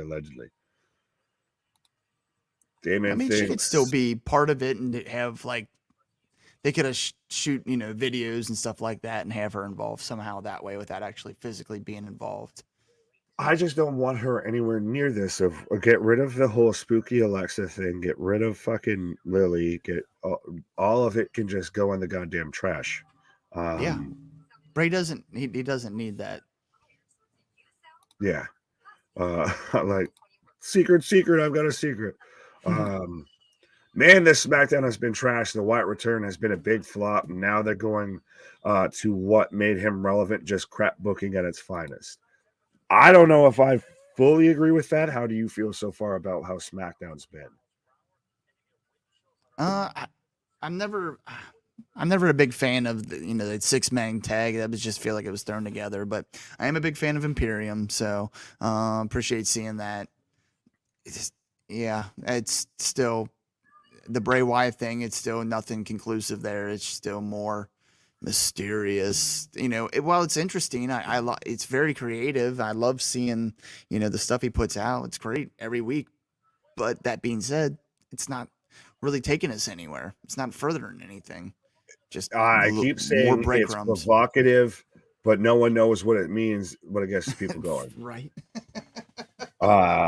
That's couldn't have said it better myself. Yeah, that's really what it is. It never advances anywhere, but it's enough that it makes it entertaining somehow, some way. As I've got Trey Miguel coming out right now and cutting a promo, as I've got Ronald Mysterious coming out. So we're getting Rey Mysterio versus Karrion Kross on SmackDown. Give us your predictions, folks. Trey Miguel had the big match. Was it last night? Yeah, he had a Monsters Ball match with Crazy Steve, which we were here live covering of. It was KJ and special guest Luna Havoc covering Impact every Thursday. What? Oh, and we forgot even that LA Knight jobbed out to fucking Kofi. Yeah, I mean, that makes WWE is doing premier live events in May, King of the Ring tournament and Women's Queen of that's still allegedly, Damien. I do like the idea of that. I like the women's the Queen of the Ring. 100. I like them if they're going to start doing a couple special shows, what have you. If you could do it right, do it. As PCO right now is just laying out Trey Miguel. So are we going to get PCO versus Trey Miguel at some point for the X Division Championship? Ooh. Good Lord Almighty. Go PCO. The man has literal, well, I shouldn't say little because I'm sure they're just prosthetic, but the man has bolts on the side of his neck. Those are real. Yeah. Pretty sure. Well, what was it? It was Blackcraft Wrestling of their one and only terrible show, which I was one of the few people that bought and watched that stream on Fight. Yeah, they did a whole thing to where that's what started the whole PCO like Frankenstein shit, to where they literally cut a little bit out of them and acted like they were using a car battery to jump this man to keep him going. My. Yeah. Oh my. Cross by DQ. Cross, he needs to win.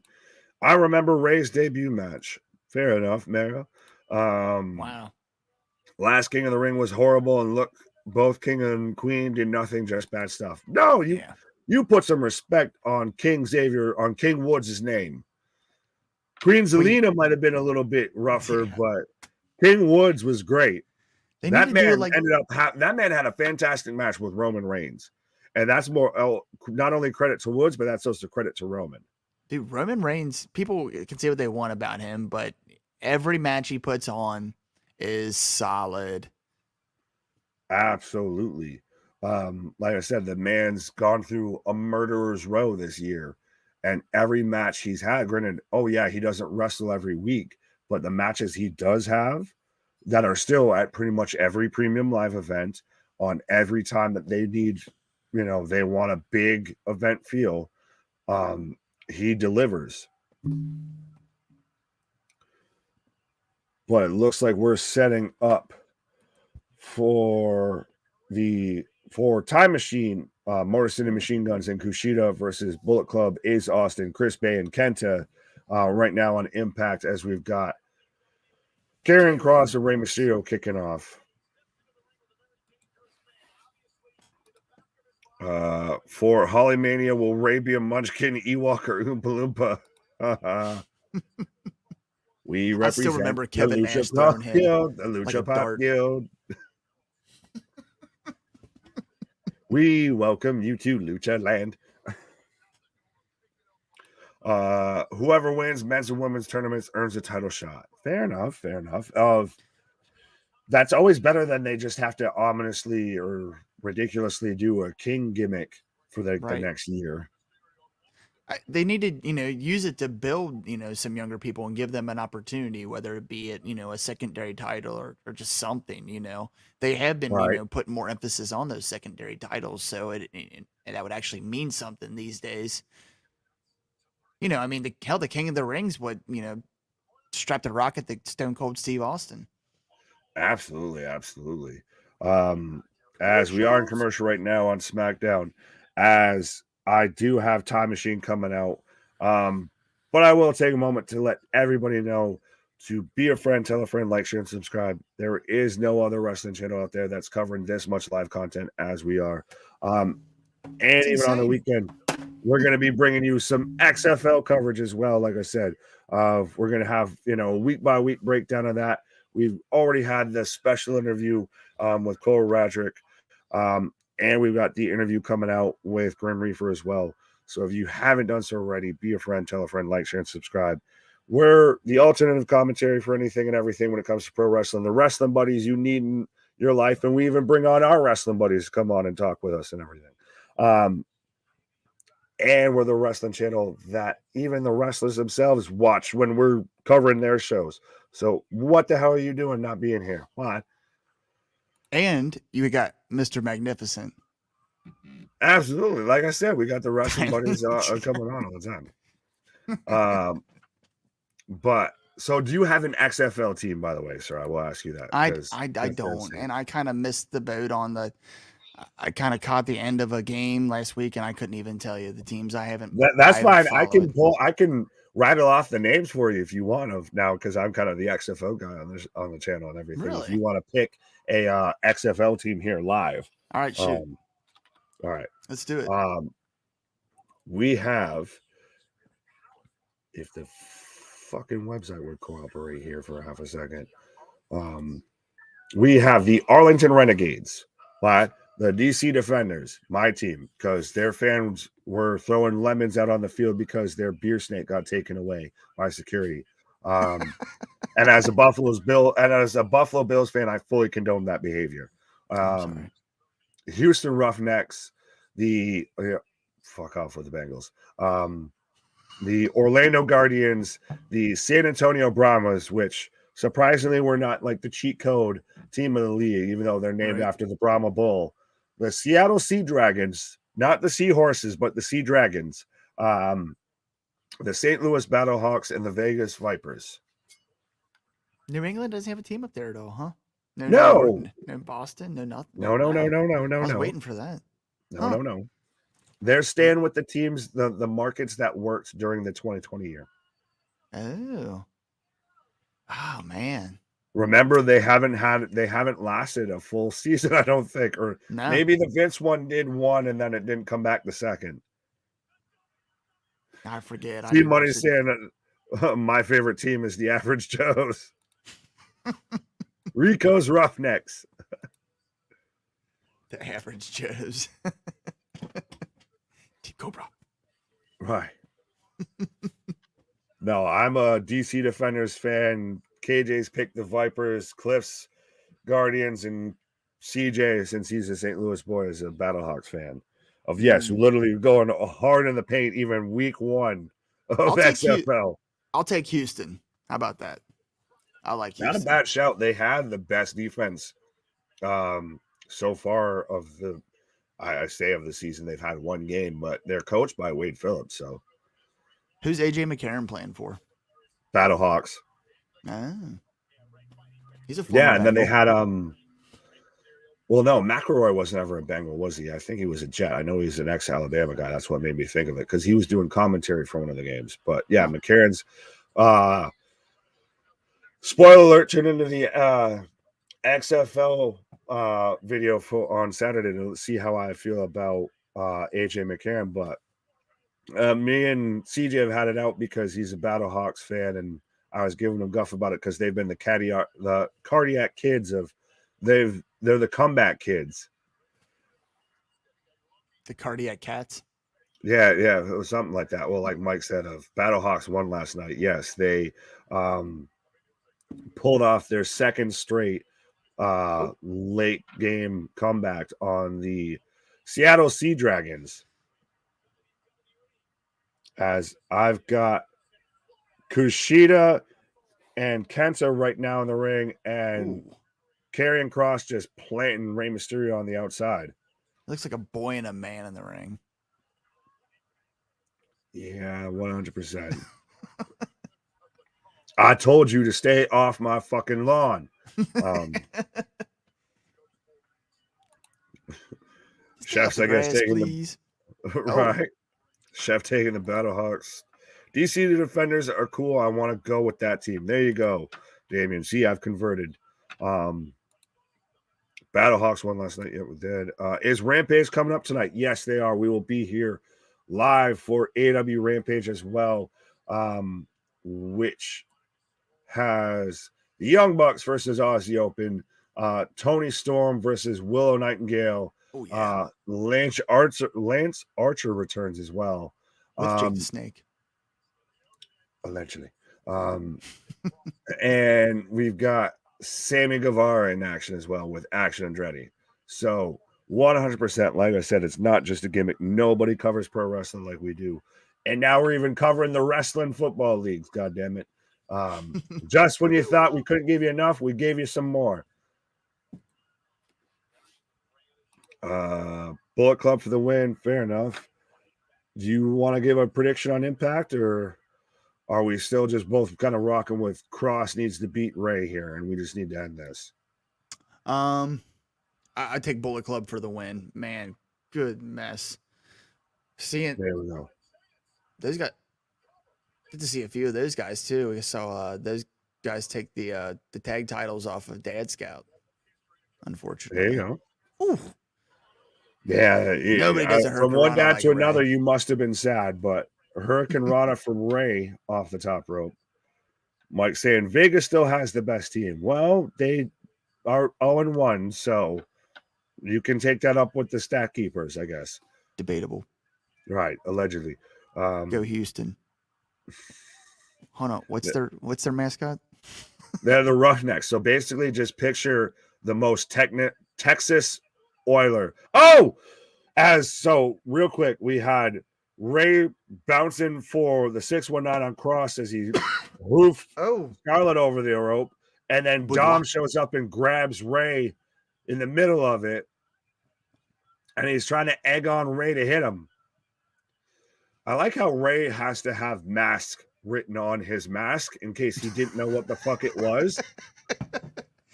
Couldn't you just let the Post-it note there or something? Right. And now the Coquina Clutch, the Kata Hajime, the reverse chokehold that every pro wrestler does as their finisher submission. The $1 Million Dream. Yeah.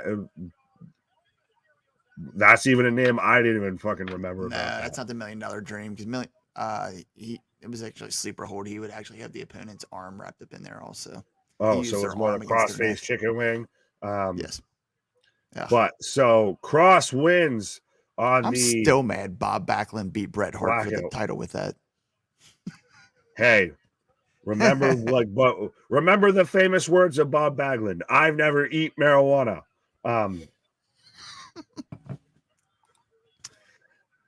Chef's apparently dying over here. Seems odd that he's out that fast. No, you listen.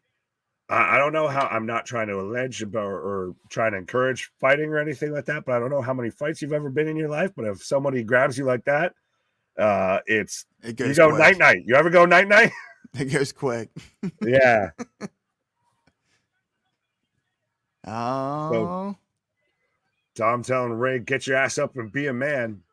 Boy, I hope.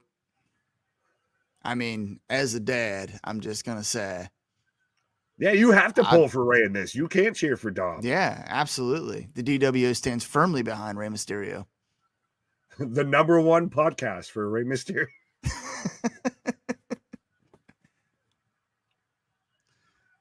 Enough's enough. It's time for a change. What is he come Yeah. out like Owen Hart with the caution tape and everything?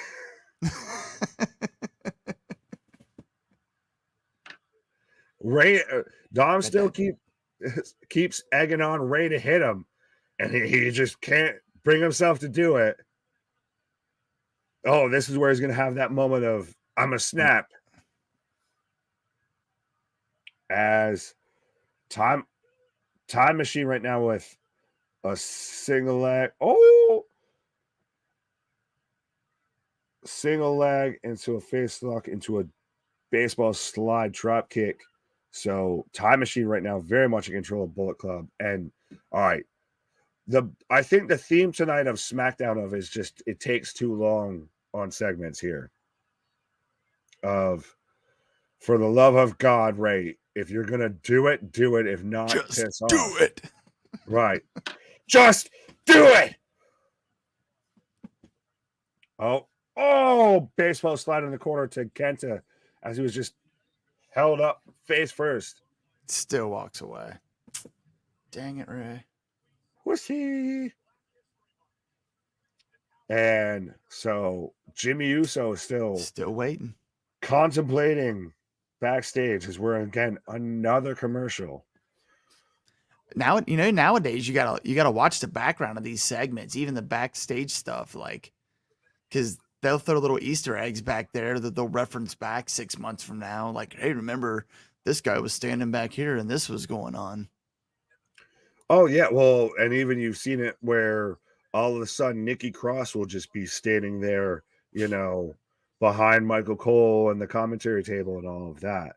So 100% of well, that's how we even got the split between Cross and Piper, is because they were backstage behind segments arguing. Mm-hmm. So they are trying to work in that multiple layered storytelling of, you know, wrestling's like ogres or like onions. It has layers. It's got layers. Why not parfait? What are you Everybody, doing in my swamp? Why not parfait? Parfait has layers. Everybody likes parfait. Unless Phoebe makes it.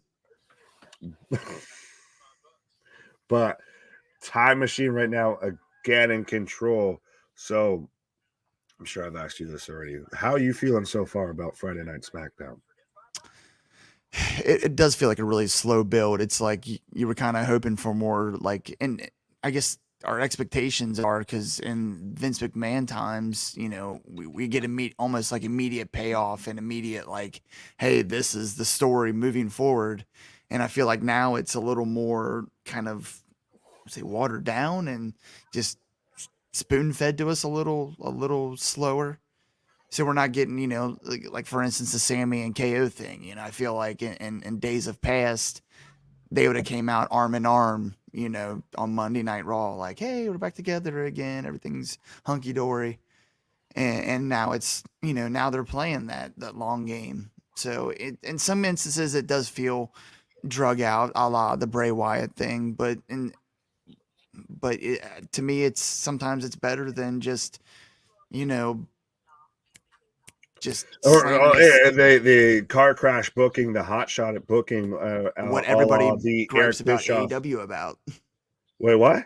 I said it's what everybody gripes about AEW about. Yeah, so. it's the hot shot. Well, they learned, they sat under the wisdom tree of Eric Bischoff and Vince Russo. It feels like Tony Khan did when it comes to that. Yeah. And it's such a change of pace, I guess, like you said, of Vince was you got so used to, oh, it's got to be hot shot booking of you're going to get that instant kind of quick payoff, that when you don't get that now, it on some instances it works really well. I cite the instance of Sami Zayn and the Bloodline, everything that's going on with that's probably the best storyline they've done in a decade or more. as well as even a little bit at times now the whole Judgment Day story as Chris Bay goes flying onto all of Time Machine. Yes. But at the same time, you have angles like the Bray story, like we're getting this weird. The Brock and Bobby thing's gotten weird for me, and I was the one campaigning of that should have a match at Mania and all of that. Yet, And it's still doesn't feel now. like it's paid off.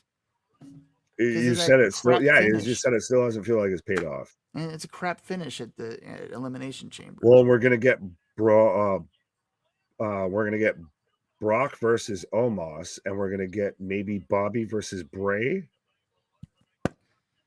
Yeah, I was honestly I was hoping after the interaction at Royal Rumble, I was hoping for a Brock versus Gunther. Ooh, Rhea versus Liv. And we're getting Tegan and Natalia versus half of the four horsewomen, I guess. We're getting Yeah. Ronda and Shayna versus Tegan and Natalia next week. And we're also getting the return of the tribal chief, the head of the table, Roman Reigns, as Jimmy Uso is coming out right now. Come on, Oos. What's good, Oos? Is Nikki the new Mickey? Accusations? Pause. I feel like there's all sorts of ways I could answer that, but I'm gonna say no, just because I'm not fully sure on what you meant. Imagine they do a Ray versus Dominic match. Yeah, they should at fucking WrestleMania. We've been waiting for it. Has there ever been a father Everybody versus loves son cake. match? What's up? Everybody loves cake. Has there ever been a father versus son match at WrestleMania? Oh, I'm gonna have to try and Google that, or somebody fact checkers let me know, because you're gonna know that quicker than I will, I'm sure. But That'd we be cool for still them to have. have. What's up? That'd be cool for them to have. Oh yeah. And I think that they could, between the two of them, I think they could put on a good program. Oh, they could absolutely put on a good program. It's how well the match is going to go, and I still think it could be good in a lot of storytelling. But as Jimmy's saying to Jay, of I know you're torn, but no matter what, I'm always going to be here for you. I need you to be here for me tonight, right now. Come on, Oos.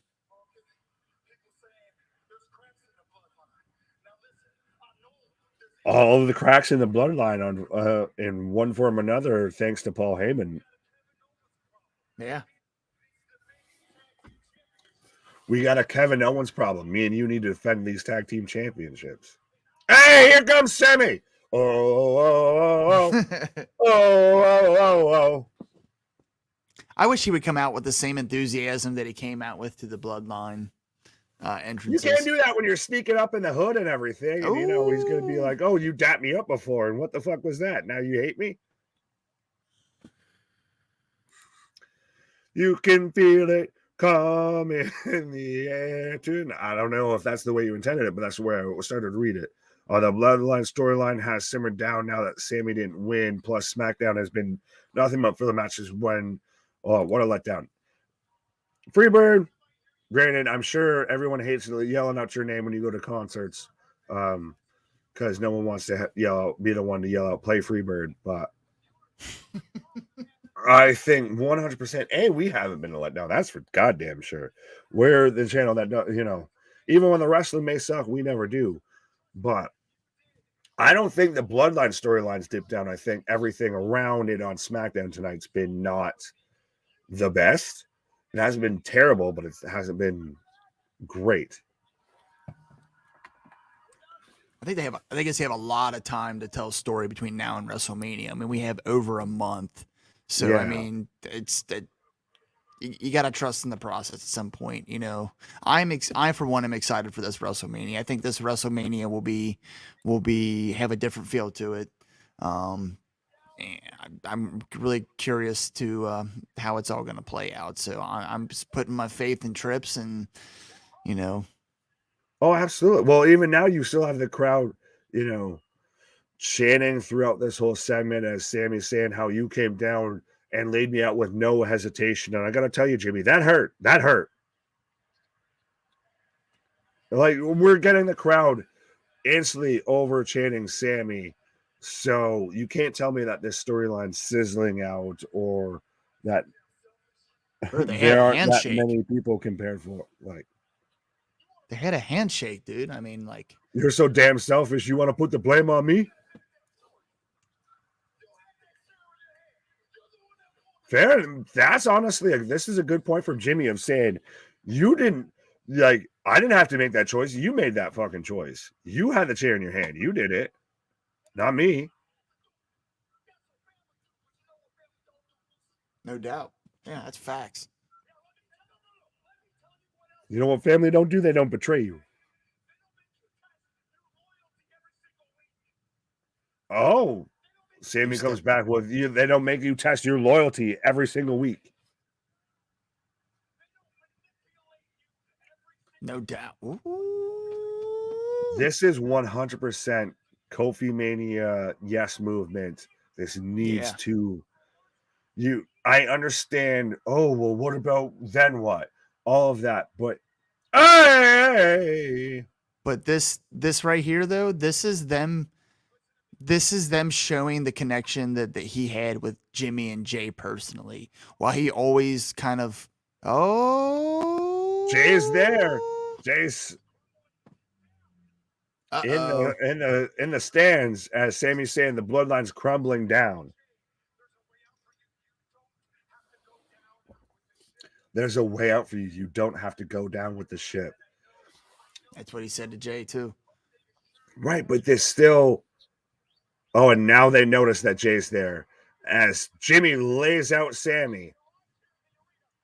He's mad though. But I was about to say of this, you almost have to now involve Sammy of like you're trying to. It's still going back to you're trying to split up my family. But I think they're laying into the fact that he had personal relationships with both Usos, and that is true. And I think they're gonna lay more into that, and that's what's gonna build to this eventual matchup that we're all predicting we're gonna see. That's how you get the tag team matchup. Yep. The Roman thing was one thing, but we were close. He won Jay over. Who doubted him. Oh, speaking of copyright infringement, I totally made We Are the Sami Zayn with the duct tape. Yeah, I did that first. There you go. See. So there might be a few cease and desist letters getting sent after tonight. But as Solo shows up to run off Sammy, and we still don't really get a decision from Jay outside of he walked down the ringside of whoop-de-doo Bassel. But you know what? Jimmy asked him to be there, and he was there. Touche. Or is it pronounced touche? I've never known. It's touche. My grandmother was French Canadian. Oh, said anything. Je suis Kevin Owens. Boy, you said anything French around the house. We didn't have crescent rolls. We had croissant rolls. Croissant. Did you live in a tabernacle? That is haluva. Yeah, you can't. Anyone that thinks that this storyline's fizzling out or sizzling out, you're fooling yourself there. 100%. It just has. They have put so much into the story over months, and it has so many layers. Years at this point, honestly. Yeah, just how they did with the whole trial thing, and how they were able to, go back and show these things, these little segments, these little nuances of things that were. Absolutely. That's fine. Rampage. I was gonna say, and so that, folks, that ends Friday Night SmackDown. As we've still got Impact No Surrender going on, as Bullet Club just picked up the win, but we end Friday Night SmackDown with the Bloodline storyline. We have Sammy in the crowd, Jay in the crowd, not really doing anything, but we have Jimmy laying out Sammy. Solo comes out. So the Bloodline storyline is still all over the place, and very much like you said, we might be setting up more for those personal tie-ins to the Usos So we might be setting up for that tag team. But let us know your ratings, folks, for SmackDown. As I don't know if I want to hit the video, but I'm gonna at least do a little flip down, change around graphics wise for Rampage coming up right now. Got 2C. Fair enough. Fair enough. I'm just gonna find the graphics because I don't like hitting the video mid show. If I can find it there we go. There's that one. We're working. There we go. Hey, look at that. Back, see, easy enough. Back at it like a jackrabbit. So we've got Aew Rampage coming up right now. I'm getting the end of Fast and the Furious, so that part of might have been distracting. But we're getting Mickie James versus Masha Slamovich coming up right now on Impact. Masha. So who are you taking for that match? I still, and fact checkers, let me know. Let me know your ratings on SmackDown. Let me know who you're taking for Masha versus Mickie James. And let me know if Mickie James loses, if that means that she actually retires. But so what are your feelings? What are your thoughts? What's your rating for SmackDown, sir? Out of what? We went 5 10. Or 10? No, 10. 10. Out of 10. Out of 10. Yes, sir. I mean, honestly, like a 6. I mean, it just, there wasn't really anything substantial. I mean, it was just kind of just very, very small baby steps on the road to WrestleMania. You know, just kind of the bloodline thing still up in flux. And, yeah, and there wasn't really any with solid advancement on any storylines, I feel like. So, I mean, it wasn't anything substantial. So, I mean, 6 just because, you know, Imperium match was good. The action with all 6 of those guys was solid. Even Italian Baszler wasn't bad. But I'll give you that. It's not a lot of wrestling on the show. There's a lot of good wrestling. Yeah. But 6 is generous. Rampage opens with Aussie Open and Young Bucks. I almost want to agree with you. Because like you said, of how they didn't really advance any sort of stories. I almost want to give it an MJF mid of 5. But by the way, we are kicking off Aew Rampage with Aussie Open versus the Young Bucks. So Young Bucks. We're really kicking off with what probably should be your main event. Right. But remember, Booker of the Year, Promotion of the Year, Dynamite was Show of the Year, and Meltzer isn't a jock sniffer for Tony Khan. Not even slightly. Don't have. He wants to say about impartial journalism. Well, I guess you could say that because Dave's never been a fucking journalist. He's just been a fucking mark that people took seriously. So, what? You find it funny, Dave? What? Do you find it humorous? What? Dave, what do you think about that? It doesn't matter what you think. But I don't know how you feel about that. I feel like very much Dave is as biased as it gets now at this point. It definitely feels that way, and it's you can't do that. You have to, you can't play favorites. Somebody is that has the reach that he does can't side that way. And when you just blatantly do that, I mean, come on, not the Booker of the Year, dude. Come on.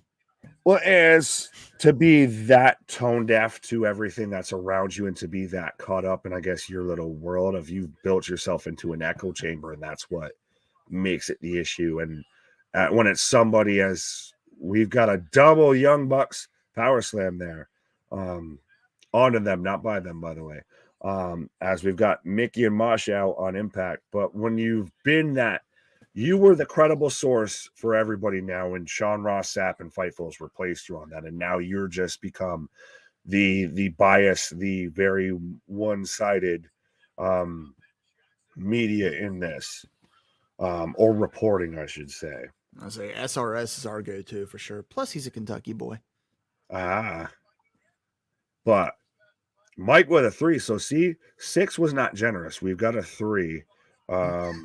Granted, Mega's saying, I don't know if Shane and Vince ever had a match together. Well, absolutely go and watch the, Attitude Era during the Invasion angle, all of that. They very much have had matches tagging together against each other, all that.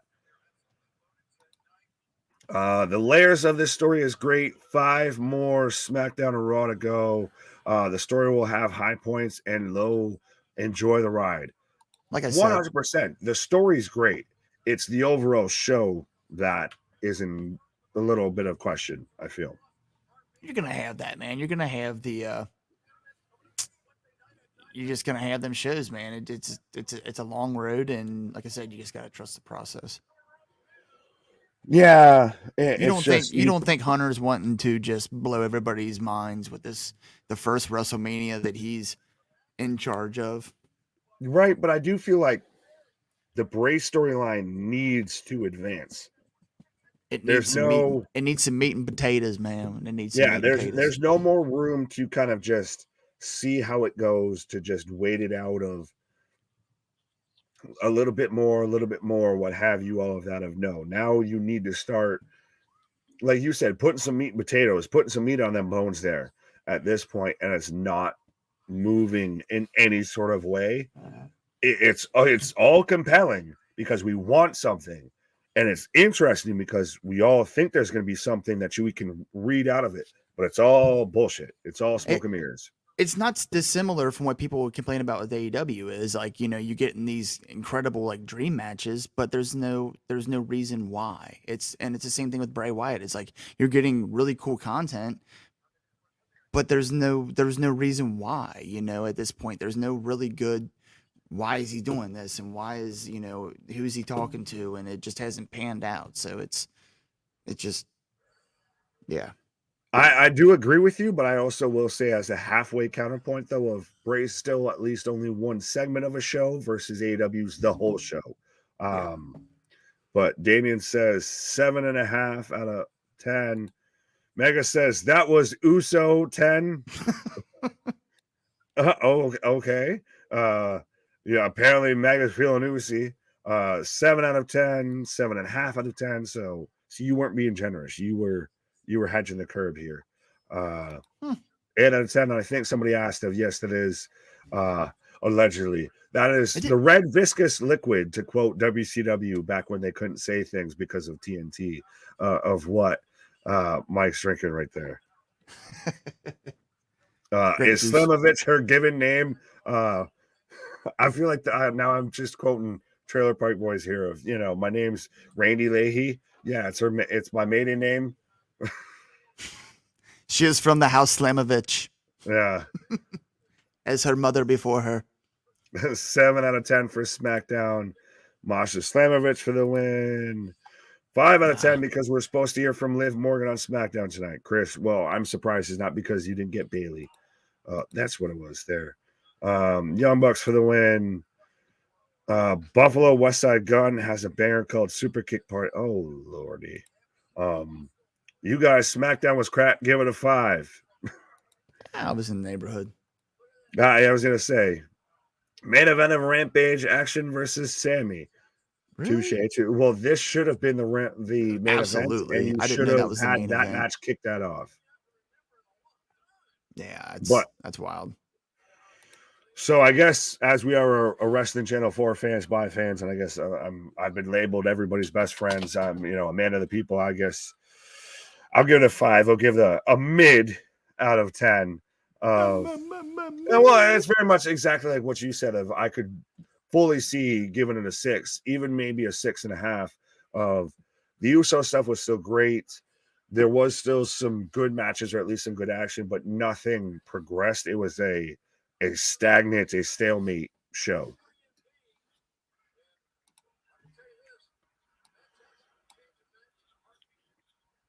It's like Avengers Infinity War. It's like, it's going somewhere, but it just didn't get there yet.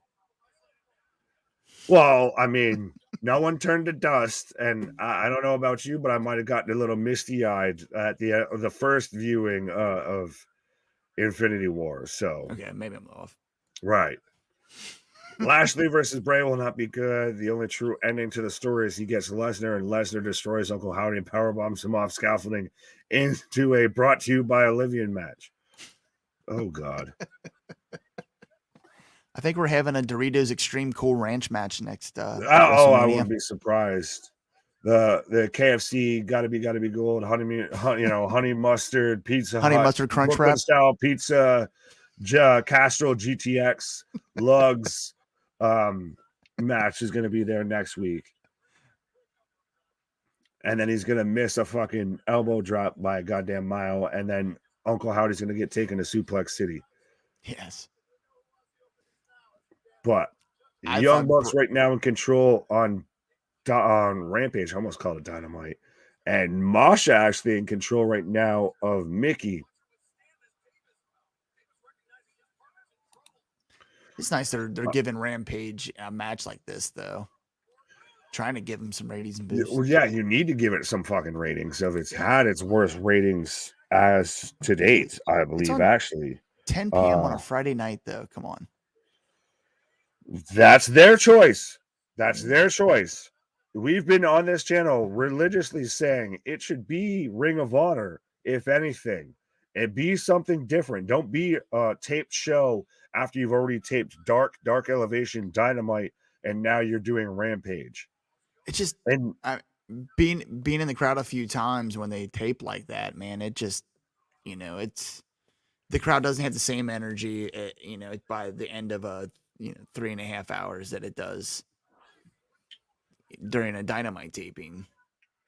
Well, you get burnt out if you can only watch so much as you get a brainbuster on the outside onto Nick Jackson.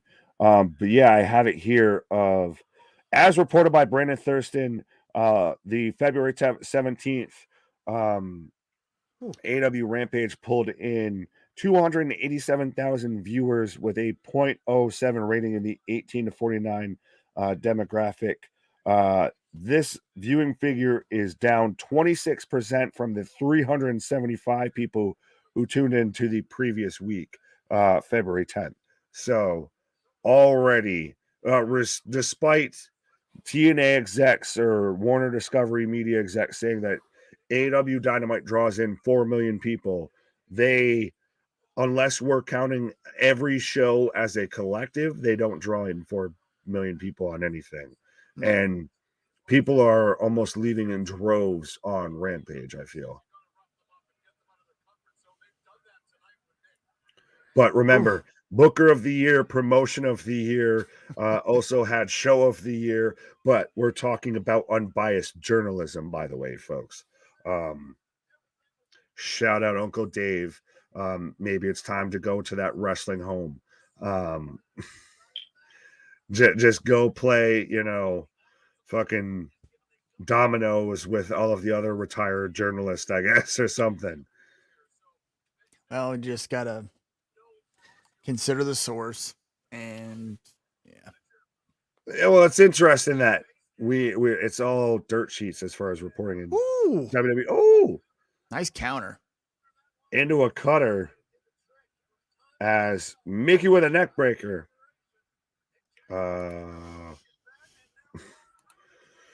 You think this Rampage will get more views tonight on this episode with the car that they have, Nick? Well, it's not just me here. You can ask Mike questions too. And also chop liver here. Come on, right? But it's so hard because you're starting off with this, so you might get good off of this. But super kick, but. Like after this opening match, but can you carry it through? I don't feel like they really promoted this wasn't one of those. Yeah, you didn't promote this match at all. Yeah, like this should have been highly, highly promoted. Like this came out of nowhere, no build, no nothing. Just all of a sudden, it's these two incredible tag teams versus each other, which is a great match. But here we are back again with No meat and potatoes. Is this going to Tony's view of how he feels now about the Young Bucks and everything, though? We've also seen that Phil CM Punk might be available to show back up, of maybe he realizes of, hey, these guys that I hitched my wagon to couldn't really actually deliver on what they told me they could. Meanwhile, I was knocking on the doorstep whenever I had Punk involved and stuff. So maybe I might need to reconsider my stance on some things. If these guys Two don't count see for that there's Mickey. so much money to be made by them, somehow getting back in the ring together and putting a program together, they're insane. Well, three out of the four might be. Yeah. I think surprisingly the sane one's been the one sitting at home. Wow, what a rampage! Man, And I don't know. I appreciate the super sticker, but again, I see face fuchsia tongue out flex. I agree. I was thinking that same thing myself. His opening rampage. This opening match. It's a fantastic match, but again, the lights are out. Let me in. Stop. All of a sudden, get Uncle Howdy. I'm so confused. Oh, right. That's that door you get walking out of. It was the forbidden door. It was the forbidden door. I'll be darned. As Oz the open right now with a tombstone onto Matt Jackson, and they're setting him up. Oh, they took their elbow pads off. The back. Oh Lord! Wow. Oh, nice combination move there. Oh, Nick Jackson breaks it up as a save. Masha's got Mickey tied up in the ropes with a chokehold right now. Oh, Mickey, you're so fun. You're so fun. Mickey. I'm still waiting for Nick Aldis to show up in WWE, but that's neither here nor there, I feel. Mr. Or would that be Sir Significant? Must be mentioned with a name like that. Okay. I am magnificent like my father before me. The House of Magnificent always pays its debts. There can only be one Highlander. That's it. There can only be one Magnificent.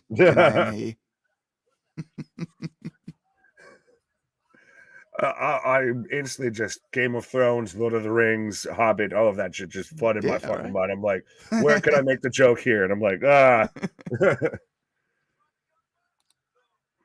what's your favorite on SmackDown so far? So Damon's asking, what's your favorite match as fucking hell? The Young Bucks. What was there, like 2 matches? I'll go Imperium, man. I mean, it really was a good match. Gunther's always entertaining to watch, and my boy Ricochet, Kentucky boy, love watching him in the ring. So Bucks go over. Surprise, surprise. Is it interesting that now that they've moved to the trios division, that the AEW tag team division's kind of fallen by the wayside a little bit? Oh, lights out! And the lights are out again. What is going on? Tony, pay your bills. What the hell? Pay your bills. Like a pissed off dad. Oh! The House of Black is at ringside. All 3 of them too. The House of Black has to beat them for the trios belts. Otherwise, what the hell are we doing here? Yeah, I hope so. Clean slate, baby. Clean slate. Absolutely. But I said it the other night that I hope the trios titles, I don't think they need, you don't need a real long sustained run, because there's so many cool matchups you can do with that. And, just keeping these guys, let them have it for, a month or 2, 3 or something like that. And then set up these dream matches and then roll on to the next, champs, and let them have another set of awesome matchups. Yeah. See, you could have done that in the tag division, but But at the same token, they have, though. I mean, how many the tag division has been solid in AEW. That is one thing that they have. Yes, Oh, please, Joker, right. please. So we're getting the House of Black challenging the Elite for the trios titles as Mickey James picks up the win. Told you. And now we've got the Gun Club or the Gun Firm. Boys. I don't want to keep calling them the Ass Boys. And not so Looked at the Little Firm Bill. Collective. Big Bill. It's not really Big It Bill. still Big needs to be Bill's- W. Morrissey or at least Cass XL, something, for fuck's sake. And Jeez. Lee Moriarty lay out the best friends. You need to keep their hands off my boy Chuck Taylor. But does go ahead? My boy Chuck Taylor is a gentleman, much like myself. Fair enough. As God damn it, we have Chris Jericho on commentary. But I was about to say did you just say yes to Chris Jericho on commentary? I love Chris Jericho on commentary. You don't like Chris Jericho? You don't like Chris Jericho on commentary? Fuck no. You just made the list. I don't care. You can put my name as number 1 on that goddamn list.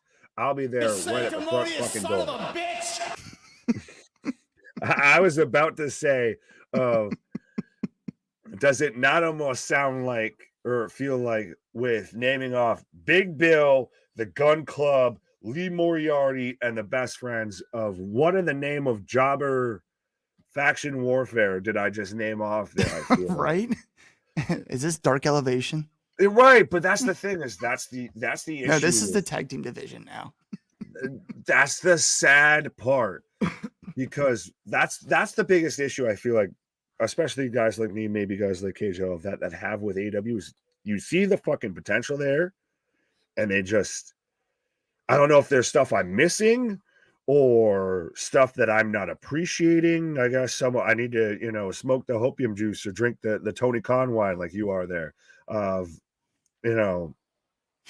to really decipher what's good here, like Chris Jericho on commentary, as opposed to the probably 2 matches he was on commentary for during Dynamite, on top of the segment he was backstage for on Dynamite, and not to mention probably a match he got involved with on Dynamite. This man is so much on my goddamn screen. It might as well be the Chris Jericho. I'm admittedly I'm not a Chris Jericho mark, but I do enjoy Chris Jericho on commentary. I have lots of issues with his feuds and his payoff on feuds and how they seem to be never ending until they go in his favor. But this is a really weird commercial. That's fine. I'm getting right now the setup for the main event, so it looks like we might actually end up with both shows pretty much ending at the same time. Maybe. But we've got Josh Alexander versus Rich Swann for the Impact World Championship on No Surrender. So give me your predictions for that match, folks. Alexander. Absolutely. As Chris he's mid. This AW show has been crazy good. It's been one fucking match. Like, can we not say, oh, it's been a crazy show and it's been one match? Like, how do you not seem like a mark of we're one match? It's been a great show. Cool. Well, hold your horses here. Daddy Magic, aka Coke. Then we've got Coke and Diet Coke on the channel. Daddy Magic is awesome on commentary on Dark. So we have Daddy Magic, Mark Henry. Well, no, Mark Henry just does the backstage. It's time for the main event. We've got Paul White on commentary. We've got Taz on what is AW's commentary teams? At the core, it's Excalibur and Tony Schiavone. Everybody At else the core, it's Sunday Night Heat. I feel like fucking Taz and like Tony Schiavone or JR. Oh, gosh, I can't wait for Hangman versus Mox in a Texas death match. Over under till Mox bleeds. Yeah, it's getting ridiculous. So, Danhausen is saying how Jarrett Lethal put the firm up to put the hit out on the best friends and just stop it making my brain hurt with all of the jobbers on prominent TV time. Here we go. Here we go. Tony Storm coming out right now with Saraya, the freelancers, I believe, as they've been called. So what part of Tony Storm's posterior gets spray painted tonight? This ought to be great, man. I'm a big Willow Nightingale fan. She's just such positive energy, and God, Saraya. Keep it in your pants. Yeah. But no, Willow, it's she's kind of grown on me. That she's one of those again of she was a bit of an quote unquote indie darling that they just dropped there. Right. No real super build or anything. They're just like, oh, well, you know her and you like her, right? You're like, no, well, you need to let us know why we should.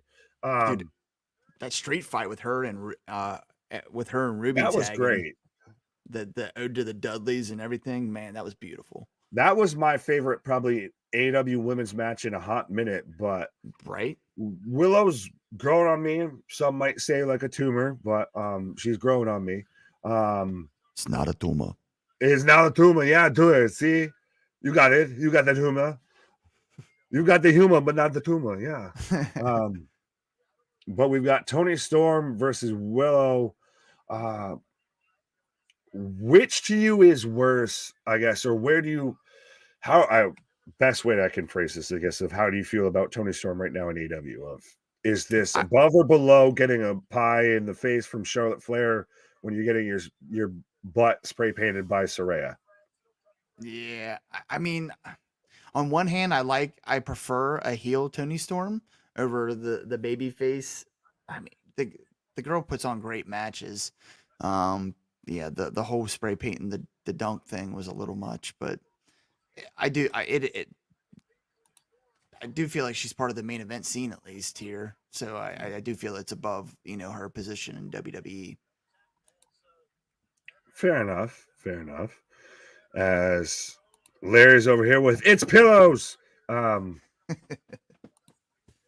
of Black getting the trios titles. I see that. See, you've got C Money here with you of Long Live the Ocho.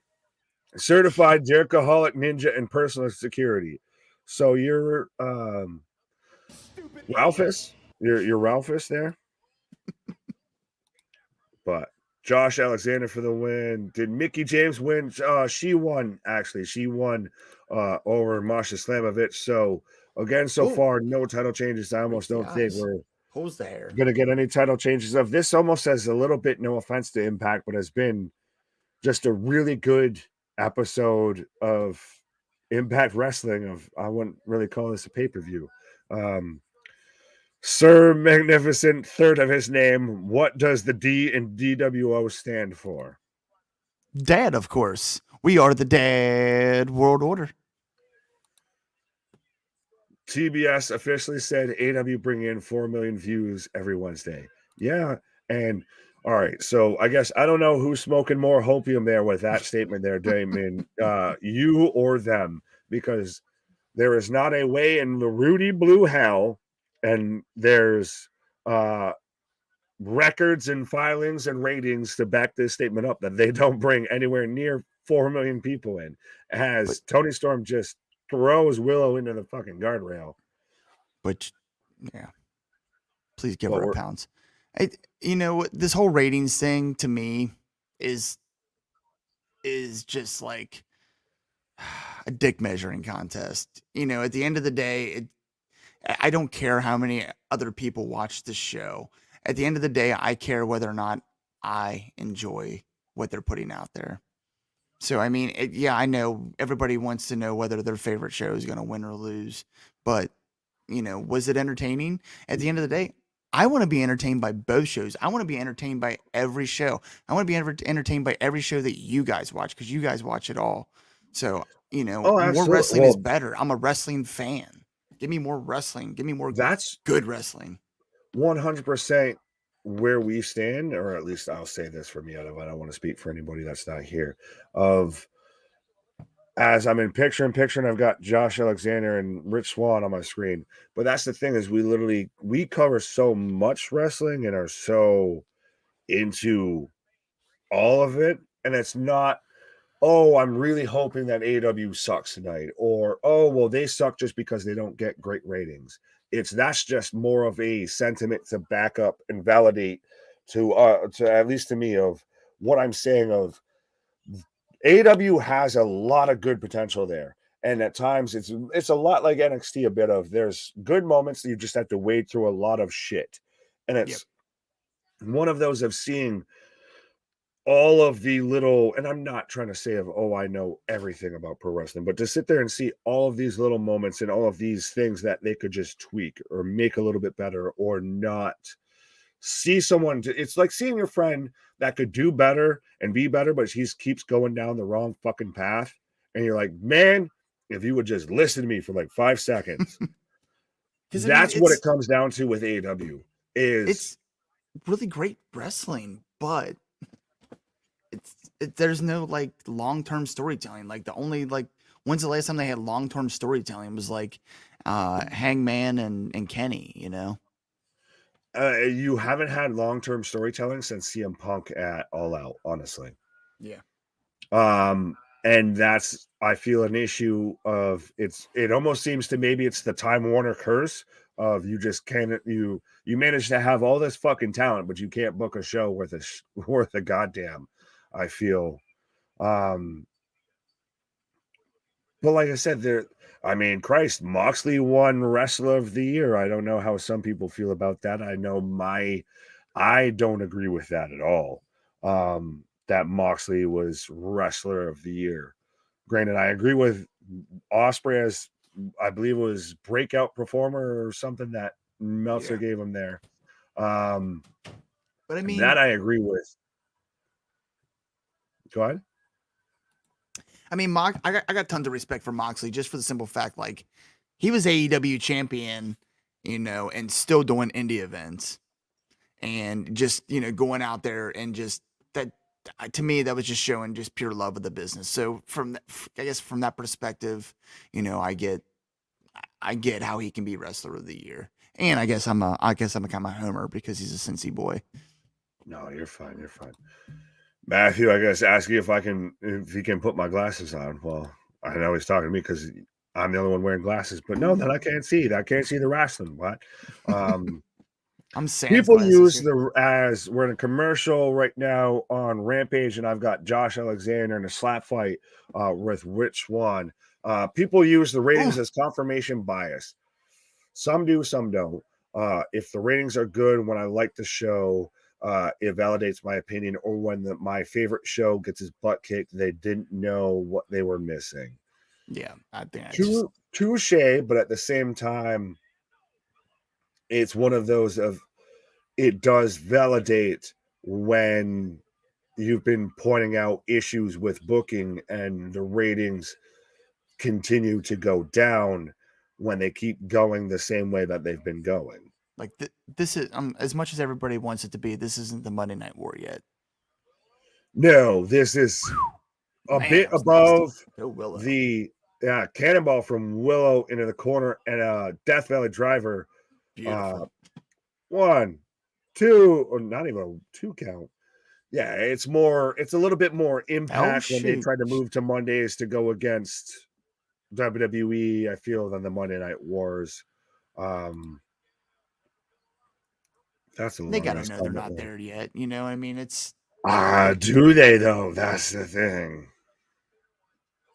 All access video game, dark. It's the Hans moment right there in the phone booth. No, that's too much content. Oh, Pile Driver 1, 2, and Tyler, what up? New subscriber, thank you, and thank you to everybody that's already subscribed. And if you haven't done so already, what are you doing? Like I said, it costs you nothing, and we're giving you nothing but the best pro wrestling content out there. We cover anything and everything, and we're even covering the XFL now. Got plenty of new shows, original content on the way. Got plenty of exclusive interviews, and now Tony Storm picks up the win, and we've got Spray paint. Soraya trying to just, she's the female X-Pac of fucking Go Away Heat. And I say that respectfully because if you go back and watch Sean Waltman, he's honestly very underrated. He's a guy, how a lot of people view Jeff Jarrett Jeff Jarrett didn't get his due when he was super active. Sean Waltman does it. But Ruby Soho breaks it up, so we've got confirmation she's not part of the freelancers. Is couple of haters. My girl Jamie Hayter and Britt Baker coming out right now. Or at least just Hater. And I ran her all the fucking way across the ring. Ruby. Josh Alexander right now in control of Rich Swan, but I don't know what she's Ruby coming out. standing tall in the ring. Yeah, but that's her girl though. That's her tag team partner. So I mean, that could have been a show. But I think she's kind of just standing in Switzerland and saying, "Look, my eyes on the prize. I'm going for the gold. You know, I don't care about y'all's beef." She doesn't pull the Sammy or the Jay or whatever. She doesn't do the full heel turn or anything like that. But now we've got the Acclaimed. Well, the interview from last Wednesday backstage with the Acclaimed.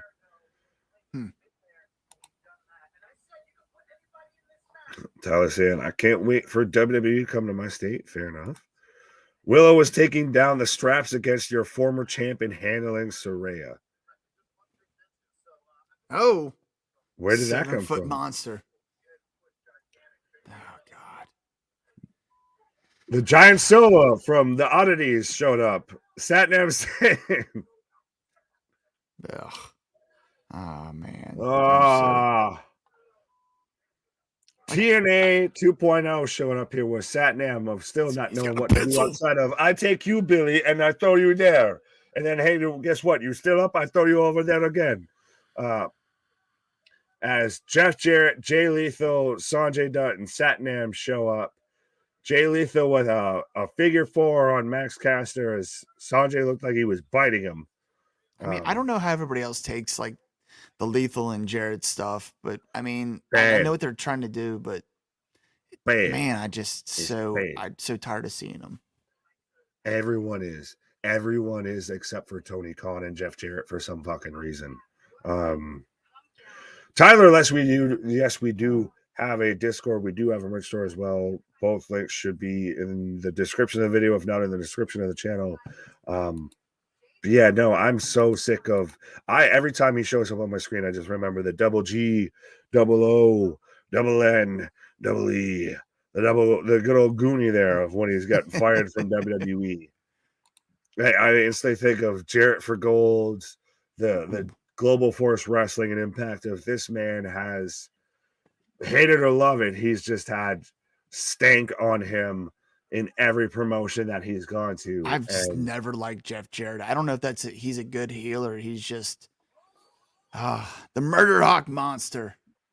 Lance Archer coming out right now with Jake the Snake Roberts, the man that's saying the locker room won't listen to him. Well, Jake, they've seen the documentary, buddy. Yeah. Instantly, though, just throwing around his opponent. Ow. But looks like he did it on purpose. We're getting Lance Archer versus Bryce Saturn right now. Who? Not Perry Saturn, Bryce Saturn.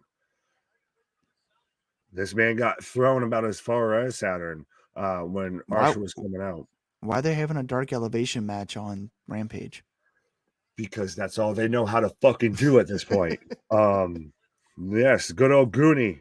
I mean, I'm happy to see Lance Archer and Jake the Snake. I was always a big Jake the Snake fan. Yeah, I mean, I get it if you're going to have a squash and you get it in and out, he throws him around, over and done with. How old are you, Nick? I am 34, sir. 34. Okay. Mm-hmm. So I'm 42. I grew up in the 80s, and I had Saturday morning cartoons and Saturday morning wrestling. So Jake the Snake Mhm. was one of the big characters for me. I'm so glad I got to grow up in the time that I did and enjoy the wrestling that I did. Oh, well, I mean, I know I'm a bit younger, but I still grew up with Well, you're Big watching Rig's age, so you guys were WrestleMania 6 and all that. Well, I don't know yeah. how big, how old Rig is, but if we're gonna He's expose ages 33. now, oh fucker, I got him by here, goddamn it. Yeah, the good old Goonie. Yeah, even Damian saying, I'm assuming that's I wish Jeff Jarrett would get off my TV screen. He's not very good anymore. I mean, how Well, mad is everybody else that they won that battle royal? Like, you had all those teams in there. Like, I'd have taken Top Flight. I'd have taken Lucha Bros. I he was hoping for expected it Aussie though. He Open. expected it though. Yeah, but come on, man. Apparently Matthews 105. But so Lance Archer picks up the win right now as we're Convincingly. getting a video packet. What in the fuck is Keith Lee wearing? This man out here in a white like jumpsuit shit with just Wow. gold. He's looking like he looks like fucking Mordecai. Black Mordecai is Keith Lee right now. He's got the white hair. He's got the giant axe. He keeps doing this. Hold when on. did he No, it become was, a fucking priest here? nah, what was his name, man? What was the dude's name that was with was it King Mabel? What was the other dude's name that was with Oh, Mo? Was it Mo and Mabel? You had Men on a Mission. You had Mo. You had King Mabel. And God, why am I blanking on the last member of Men on a Mission? I'm sure fact checkers will correct me on That's this. what Yeah. That's what it reminded me of, though. I think that was No, blonde, but either way, he it's still... reminds me of, like I said, of fucking Mordecai when he was there. Kevin Vampire Dude, Kevin Thorne. When he would come out in all white to be the anti-Undertaker. Oh Oscar, yeah, see, Oscar, there we go. Thank you. Oh, Shiznit tuning into to Air True Blood. Keith Lee looks like the grandfather in Boondocks. No doubt. Jesus. Fucking Pops from Friday. John Witherspoon. Every time I'm in the kitchen, you in the Right. kitchen. How come every time I'm in the kitchen, you in the goddamn kitchen? Eating all the food. Dude, I got to see all that dude. I got to see him do stand up a few years back, man, and like that was the first 15 minutes of his bit was just all of his him famous being lines Pops? from all the movies. Yeah, exactly. Dude, it was beautiful. It was beautiful. I'm so glad I got to see that. Poison Rana from Rich Swan for a 2 count. But yeah, no, he reminds me of, he's just Black Mordecai right now, I feel. But yeah, Men on a Mission was Mabel, Oscar, and Mo. Mo. Dang. That's pretty awesome. Rest in peace, pizza. What the fuck?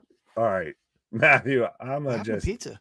I'm so I don't sorry, know, but pizza. you can keep commenting, my God. Me and I pizza don't know like what you're this. on about. Well, trust me, as an Italian, me and Forget pizza. about Exactly. Forget about it. How you doing? Keep it moving. What? Hey, speaking of that, I saw people going, the internet wrestling community going wild because Max Caster made the SAWFT reference during his entrance rap. So like, oh my gosh, that means Enzo's coming back. I mean, granted, I would absolutely freaking love to see Enzo, come on and him and Max Caster do a mic battle because the Luke Skywalker talker, I am the smack talker Skywalker, and I got a lightsaber for a couple of haters. How you doing? Keep it moving. But no, I 100%. I know Enzo right now is with NLW, but he wouldn't be a bad shout in AW. I mean, he sits there and thinks he can hold weight with MJF and this, that, and the third of.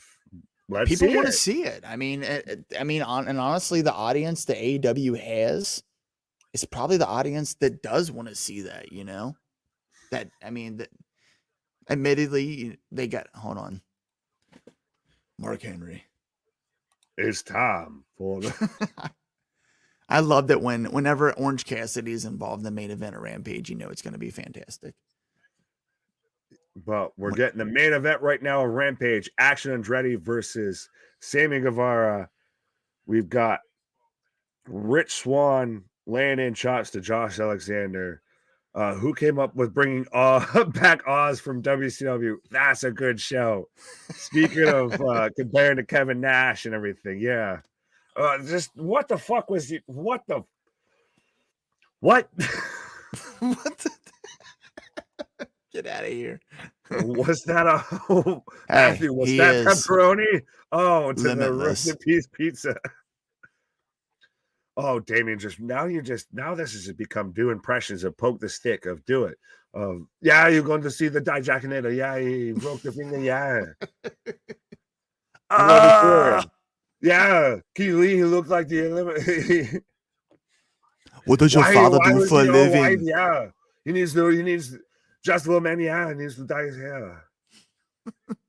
He looks a lot older. Yeah, there you go, Damien. You're happy. You got your fucking Arnold impression there for a minute. Super kick. Big pop. I thought for a half a second you were about to have some Arnold soundboard of like, who is your daddy and what does he do? I'm going to ask you a bunch of questions. Who is your daddy? I want them answered immediately. I literally, growing up, side note, I would prank people with that, and they would think it was the soundboard, and it would be me talking, so they'd be surprised I could just go with it. Good morning. I want to ask you a bunch of questions. I want them answered immediately. First, who is your daddy, and what does he do? Stop it. Stop whining. Did you ever hear Jerky Boys with Arnold's Pizza? Yes. Oh, that's one of my favorite bits of all time. Mo. So give us your predictions, folks, if you haven't already, for Josh Alexander, Rich Swann, and give us your predictions for Action Andretti versus Sammy Guevara. And I guess take your bets on which member of the Jericho Appreciation Society is going to interfere, and then we're going to get Ricky Starks dragged in, and he drops out again. I think the Action Andretti experience is coming to an end, so I'm gonna go for Sammy in this one. I'll take Andretti. So then, as a guy who likes Jericho on commentary, as we're getting Matt Hardy calling out Hook for the FTW Championship, but as a guy who likes Jericho at least on commentary, you think that the guy that it was a big deal he put over that is already fading out? I feel like they've already kind of abandoned ship on it. I mean, he's been hit and miss on episodes, and is he already dinged up? Face of the Revolution ladder match. Hobbs is in there. AR Fox. Takeshka. Ooh. There we go. Oh, we're getting it next week on Dynamite. Andretti's in there. There you go. And Samoa Joe on commentary. Eddie needs to win. I love Samoa Joe on commentary. Okay. When he was on commentary in WWE, I loved it. Oh, 100. That's better than Kevin Patrick, I can tell you that. But so, apparently they decided to move that match off of Revolution, or I guess there's already the 17 matches that they have on an AEW pay-per-view. Yeah, I mean, so they have to have so House of Black versus Trios versus Elite is official. There we go. I still can't. And we've still got one team left to be named for the Fatal 4-Way for the Tag Team Championships. FTR. But we're getting FTR WWE contract, my guy.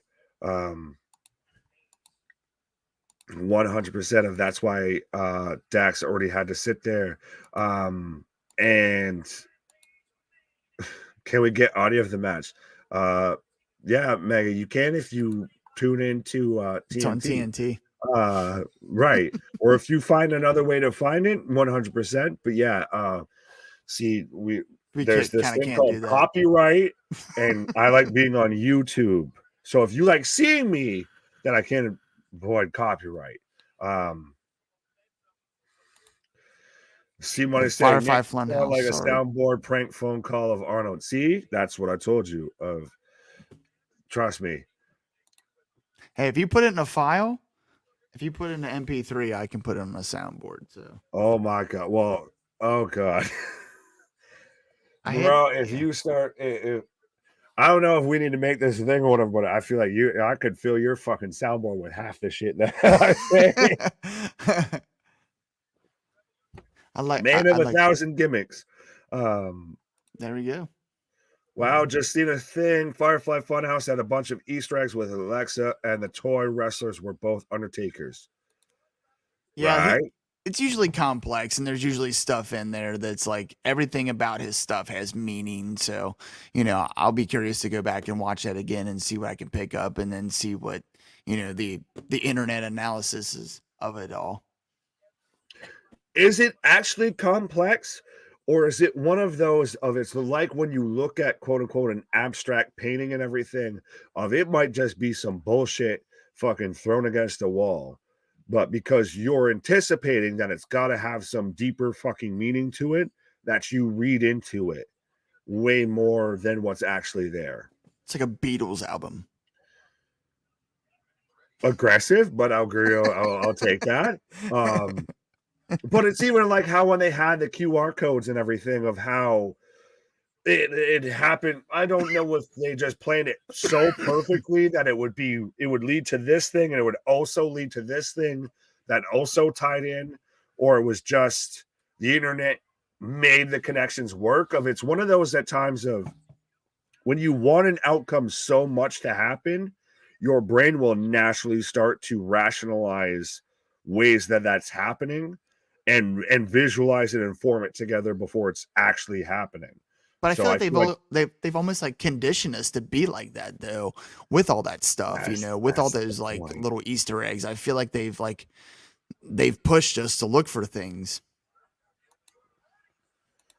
I would agree with that. It's you're talking about New Jack. Well, man, the magic eye. I can never ever once in my life see one of those things. That makes me so mad. I actually had one hanging in my room as like when I was in high school, and I could never for the life of me see it. So it's the kids who are really good at those are the kids that now look like Crazy Eyes from the Adam Sandler movie of looks fine to me. Just all cross-eyed as shit. That now HBK is a fucking master at magic eye paintings. What happened? When did that happen? Like seeing the Titantron or the Geratron 5000. Really?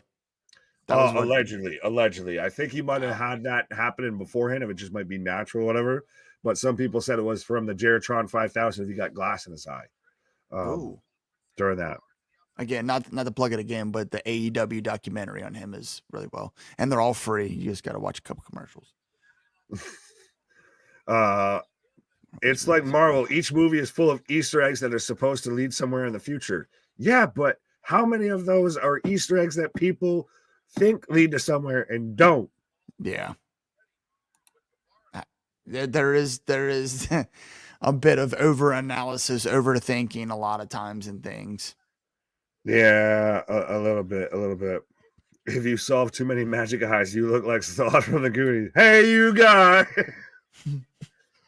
And Dreddy with the rolls out on the baseball slide. That's basically just the Pittsburgh plunge there from Josh Alexander. It's Briscoe's finisher there. So Josh Alexander picks up the win.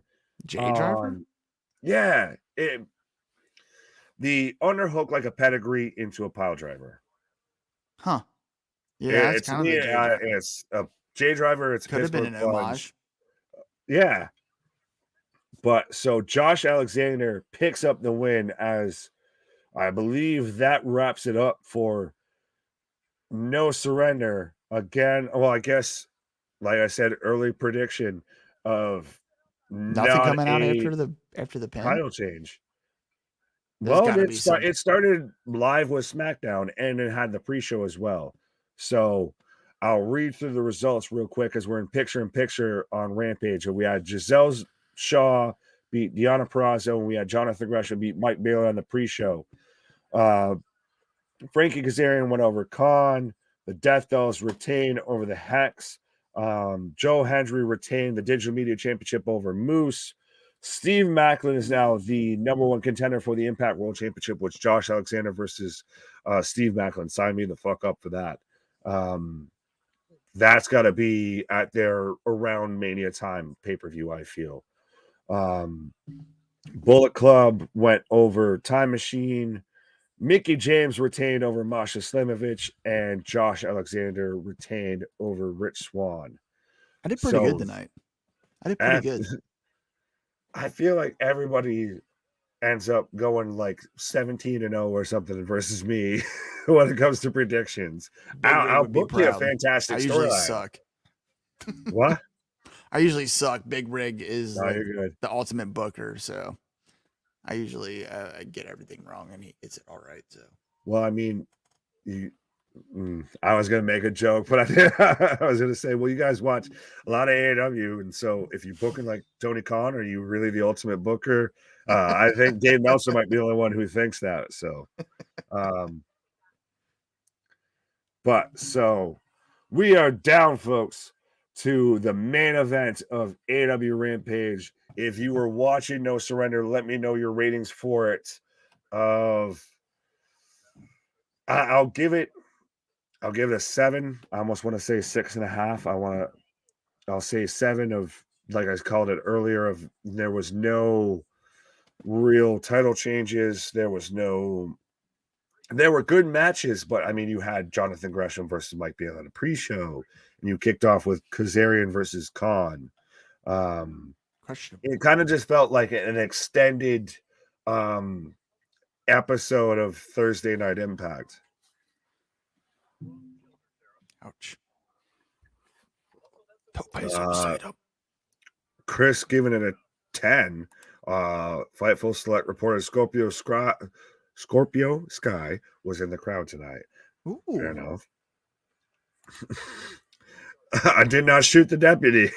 Larry, okay. Well, I see where we got there, but Damien with a 10 on 10 for No Surrender. Of really no title changes, no nothing, no none of that, and you're gonna give it a 10 on 10. All right. Impact seems to have a special show every other week. And so does AEW. Oh! So does WWE. Ooh, name one between Elimination Chamber and WrestleMania, sir. That wasn't fire? Yeah. The only one would have been NXT Roadblock. Touche. And at this point, NXT almost doesn't feel like WWE. It feels like it's its own separate entity here, which it should be. Yeah, but it doesn't mean it's good. No, there's good moments. They definitely don't have the same magic, man. It's a lot of 80s camp. As there's good characters there. There's lots of talent there. They just, Andretti with the near fall. Oh. Hey, I got $1 that says BJ Whitmer produced the women's match tonight. Who should do what now? What? I said I have $1 that says BJ Whitmer produced the women's match tonight. Fair enough. Usually, yeah. Can you get him on the phone and we'll confirm or deny that? You know, actually, I haven't heard from him recently. I don't know. No, I cannot. Not talking about Dynamite, Raw, etc. They seem to have one of these Friday night super shows on a much more regular basis than others. Right. Well, they also are probably almost, I'd say, number 4 out of big promotions right now. I'd say GCW is number 3. So, V-Trigger and a super kick from Sammy. And another V-Trigger. That a Spanish fly? What was that? Spanish Fly body slam for a 2 count. That was nasty. Spanish Fly crossbody. Dude, Action Andretti is the real deal, man. The kid can go. Oh, absolutely. That's why it's sad to see, much like Starks, much like Kingston, it's anybody that gets involved in anything with Jericho. Just He is withers on the the vine. like heat vampire of Yeah. I'm gonna take every bit of momentum off of you. I'm glad I don't speak my mind. No, go ahead. Talk. Chris Jericho that must talk. have I think Chris Jericho must have a tiny dick because his ego is huge. He's compensating for something. I could see Like that. it's every feud, man. It's like he can't just he puts somebody over, but then like in the end he has to like just get one up on everybody. It just all of his promos are literally, or his podcasts are literally just, hey, ain't I great? yeah. As Garcia now gets Ooh, the go to strike sleep. in on Andretti. Good Lord. And Sammy with the win and Garcia with the grin. Nice little rhyme. Do you do it all the time? Let's go by the bay. Play with some hay. Hey, what do you say?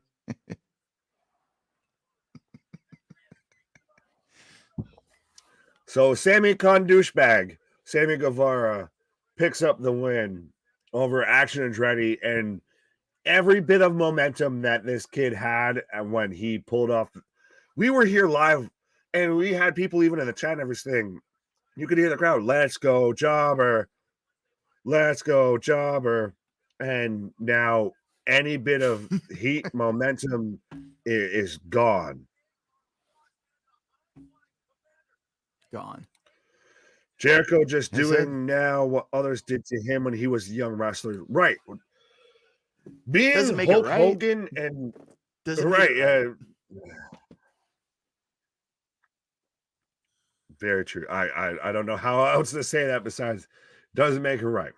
But folks, that does it for SmackDown. That does it for Impact No Surrender. That does it specifically for AEW Rampage. Let me know what you're thinking on Rampage tonight. Give me your ratings. Give me your ratings on the evening overall. But 100%, I think that's, that wraps it up so far when it comes to a wrestling evening on a feel-good Friday night. But so what's your rating, sir, for AEW Rampage? Oh, I know man, you guys tend to lean being more in favor of AEW. I feel like I've convinced you to hate Jericho throughout this podcast here. But I mean, it was mid. I mean, it really just didn't really, again, there was nothing that really advanced anything. There was some really good action. I really enjoyed the women's match. Again, I'm a really big Willow fan, but her and Tony had a great match tonight. The trios match was fantastic. I'm gonna go with 7, just based off the action alone. There was really no storytelling other than the lights going out. So you think that's 2 points better than SmackDown? Just going off of your rating. That's 1. I forgot. You gave it a 6. I gave it a 5. So if one there was more wrestling action Rampage on was the best Rampage. show out of the 2. Yes, based off the action alone. Fair enough. I will say, and this is going to be interesting. I'm saying it's on par with where SmackDown was. Of in ring, it may have had some moments, it may have had some matches, everything that overdid SmackDown. But for every moment it had that went over SmackDown, it had every moment that went under SmackDown as well. So I'm going to give it a good old 5 piece. So my ratings across the board. So it's 5 for SmackDown, 5 for Rampage, and I guess to me, winner of the night. I believe I gave it. I'll say 6.5 right now is my official lock it in score for No Surrender. So to me, granted, I know obviously you were focused on SmackDown and Rampage. But to me, No Surrender takes the night. But so out of SmackDown and Rampage, you're still holding that Rampage was the better show? Yeah, I mean, you had Young Bucks versus Aussie Open, Willow versus Tony Storm, and Andretti versus Guevara. I mean, those are all three solid matches. So yeah, action wise, action wise, Rampage hands down takes it. Story wise, with the Bloodline stuff, SmackDown takes it. But you know, overall for the night, I gotta say Rampage. Fair enough. Fair enough. Larry almost gave it a 7. Jericho dropped it to a 6. So Had to show his Larry fat right face. around there with you. Chris giving it a 2 out of 10. Ouch.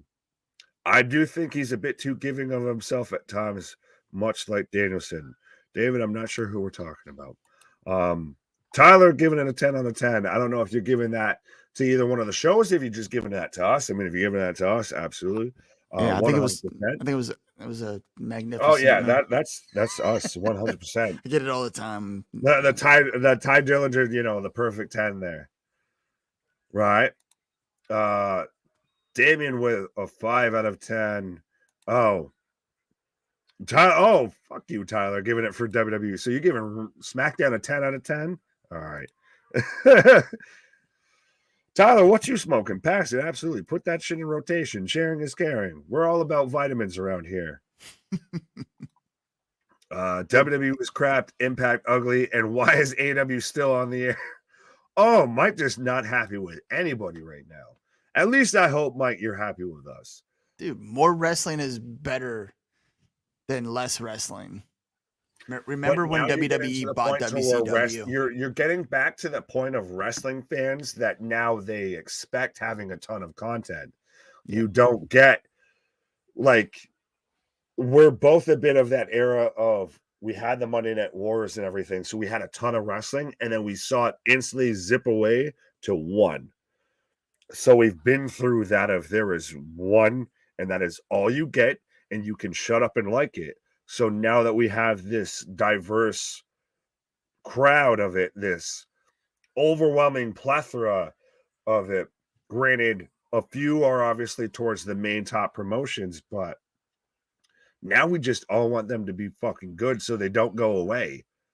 Yeah, because there's so much talent out there. I mean, I just want them to have places to be showcased because there's so many people and so many performers that can put on top-notch matches if just given the opportunity, the time and space. Absolutely, absolutely. Well, and that's what, if AEW could do that with, you know, Ring of Honor, that's one thing. The greatest tag team champs in the world. Larry, that's aggressive. I don't know who you calling that, but I mean, if you want to throw that out there, I mean, I guess I'll take it. But what if Ty Dillinger lost a finger? He would be the nearly perfect 9. Or if he gets like great. A tip, he'd be like the 9.5. Well, no, I feel like that's almost a dad joke. I feel like a little bit at this point. So I feel fitting. I'm on here with the dads. You know, I thought I was going to be caught up in the middle of some, you know, hot dad on dad action. Pause. There's a website for that. Don't Google it. Don't do that. Just like when you're looking for Raw 30, don't Google Raw XXX. You might as well turn in your work computer and everything once you do that. But absolutely, I feel like fitting to end on Road Dogg Nick, badass, magnificent. All right. Is that our tag team name? Well, we talked about the Wolfpack and everything like that. I guess I got to give it to him one time. But ladies and gentlemen, boys and girls, children of all ages, the Wrestling for Life Network proudly brings to you its unofficial YouTube tag team champions of the world. The Road Dogg Big Nick, the badass Mr. Magnificent, I guess the new age outlaw.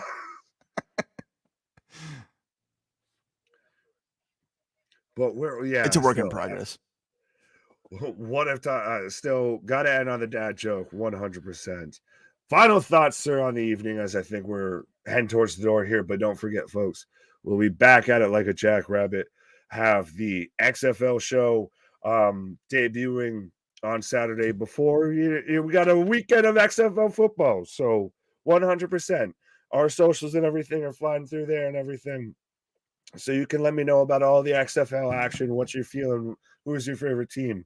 And we've also still got the interview with Cole out, which go ahead and check that out, because that man's story about if you've ever watched the other guys when it's The Rock and Samuel L. Jackson of just aim for the bushes, that man had a moment of, if he wished he could have yelled to somebody, just aim for the fucking table. I heard about the story with him and somebody with a knife. Yeah, there was that one of an actual other wrestler pulled a knife on him. There was a moment to where it's kind of become an infamous moment to where somebody was going to do a balcony spot of a la New Jack and missed him and the table and him trying to get his knees up to catch him to hit the table. And yeah, but we've got that. We've got the interview with Grim Reaper. Absolutely go ahead and check out the DWO.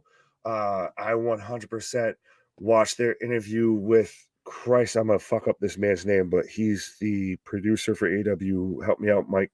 BJ Whitmer. There we go. I almost was gonna call this man BJ Weber, like he was fucking Chris Webber. But let the people know. Let the people know where they can find you, sir.